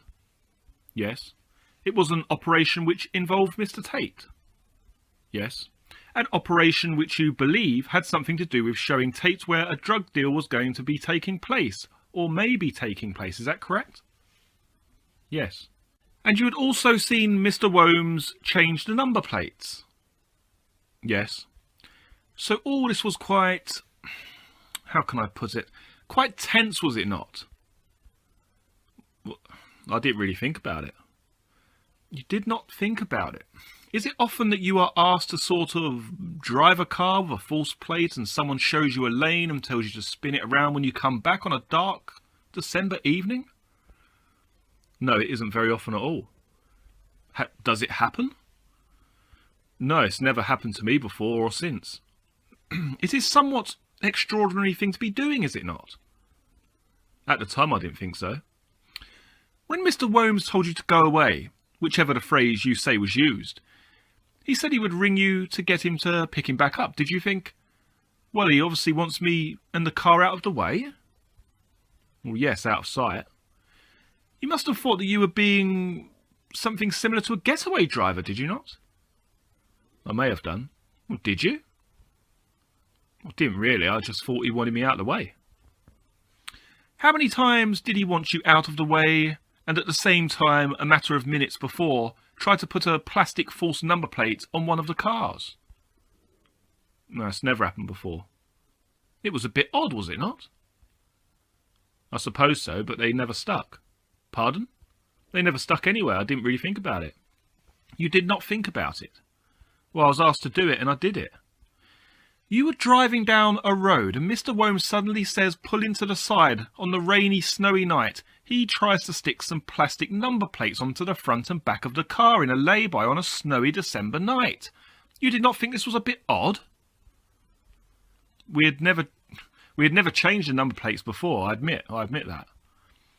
Whether he succumbed or succeeded, I should say, or not, what was going through your mind when he was attempting to do this? I don't recall, to be honest. You do not recall? I thought it was unusual. We've never changed number plates before. Unusual? How about illegal? I know it's illegal, yeah. Did you wonder why on December the 6th, sometime after 5 o'clock, Mr. Womes was wishing to change the number plates of the Passat? Well, because if the car was spotted and someone took the number plate, they would be taking the wrong number plate down, wouldn't they? Spotted doing what exactly, Mr. Nicholls? A drugs deal, as far as I was concerned, to do with drugs. Mr. Nicholls, this is quite a heavy scene, was it not? A drug deal, cars should have false plates, no? Well, like I said, it's the first time the first time I've ever changed plates on anything. I didn't really give it any thought. Drugs is drugs. There you go, you were told to go somewhere, and he will ring you, you park up, you say at the wheat sheaf, did you say something like this? My goodness gracious me, I can't get a good signal. No, I don't speak like that. You might have used other words. Well, yeah, I noticed I didn't have a signal. Because you must have thought perhaps he has been trying to ring me, potentially. I don't really recollect what I thought, but I just thought I'd get a better place for a signal. It was it not, something of a tense operation, was it not? No, I just thought I'd move up the road, up the hill, because I knew I'd get a better signal on the hill. What I am asking you, Mr. Nicholls, is something you could not remember before. In that situation, waiting for Mr. Womes to ring you, did you think in the circumstances that existed, that was the right moment for you to dial your answer machine to see if you had a message? Well, if I had a message to receive and I dialed it, you see my phone, well, if I'm taking a call or making a call and someone else tries to contact me, it actually beeps and says you've got a call waiting. And all you've got to do is just shut the flap and open it again and you can talk to that person.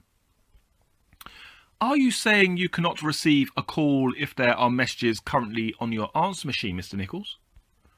No. What I'm saying is that I can receive 2 simultaneous calls. I can be making a call, and if someone rings me whilst I'm making a call, it won't come up engaged. It will ring in their earpiece, and it will beep in my phone and say that I've got a call waiting. And you have the option to hang up and speak. You know, all you do is you shut the flap, open the flap, that cuts one call off and puts the other one on. You are saying there you were waiting for a call from Mr. Womes in the circumstances that we have been through, and you did not think it was at all odd that you might at the same time be hearing your messages? No, like I said, my phone, if I was hearing my messages, a phone call could come through, my phone would make a noise in the earpiece, and I would stop what I was doing and take the phone call. Now, Mr. Nicholls, let me suggest to you that if this is your evidence that you received a phone call by that public house to Wheatsheaf, a poor signal, I just want to clarify that this is your evidence, is it not? Yeah, that's why I moved. There was nothing wrong with your phone, was there? Not particularly, no. You managed to get messages on other occasions during that day? Yes. We suggest that if you were parked by the Wheatsheaf, there is no reason with your orange phone why you should not have received a proper good signal. Well, I know I didn't. I didn't get a good signal. I don't know. I owned an orange phone. It was a phone that you could stand in one place and move 2 feet and the signal completely changed. We further suggest that although there may have been an attempt by Mr. Worms to phone you at 1859, in fact, Mr. Nicholls, and you know this, you never received a call from him, did you? I did. Did you receive 1 or 2 calls? 1 call. Did your phone ring once or twice? Only the once. Only the once. Yeah. Now, changing the subject for one moment, Mr. Nicholls. Back in 1995, you used to sell quite a lot of second-hand cars, is that correct? You were, in essence, a second-hand car salesman to some degree. Yeah, that's right. Now, back to the Passat that you supposedly sold to Mr. Steele, the Passat that you were supposedly driving on the evening of those murders. When did you say that you actually sold this Passat to Mr. Steele? Before the 6th. Well, of course, that, Mr. Nicholls, that's quite obvious. But could you be a bit more specific on the date that you actually sold this car to Mr. Steele? Well, he was working at the house because I'd put it in that address, you know, at that address. It was taken to that address. Which house are you talking about, Mr. Nicholls? Meadow Cottage, the new house that he was doing up. You said to us, to my lord and this jury, when you were giving evidence, when Mr. Mundy was asking you questions, you said you sold it to Michael Steele in November or thereabouts. Is that true? Yes. Well, when is it? November or thereabouts? As I said, he was working at the property at Meadow Cottage because that's where the car was taken to. So it'd be a few weeks before the 6th. A few weeks before the 6th, is that correct? About that, yeah. Was there ever any record of this transaction, Mr. Nicholls? No. You see, as a part-time second-hand car dealer, did you keep any books? No. Did you pay any tax on any of it? I paid tax. On these cars, Mr. Nicholls? No.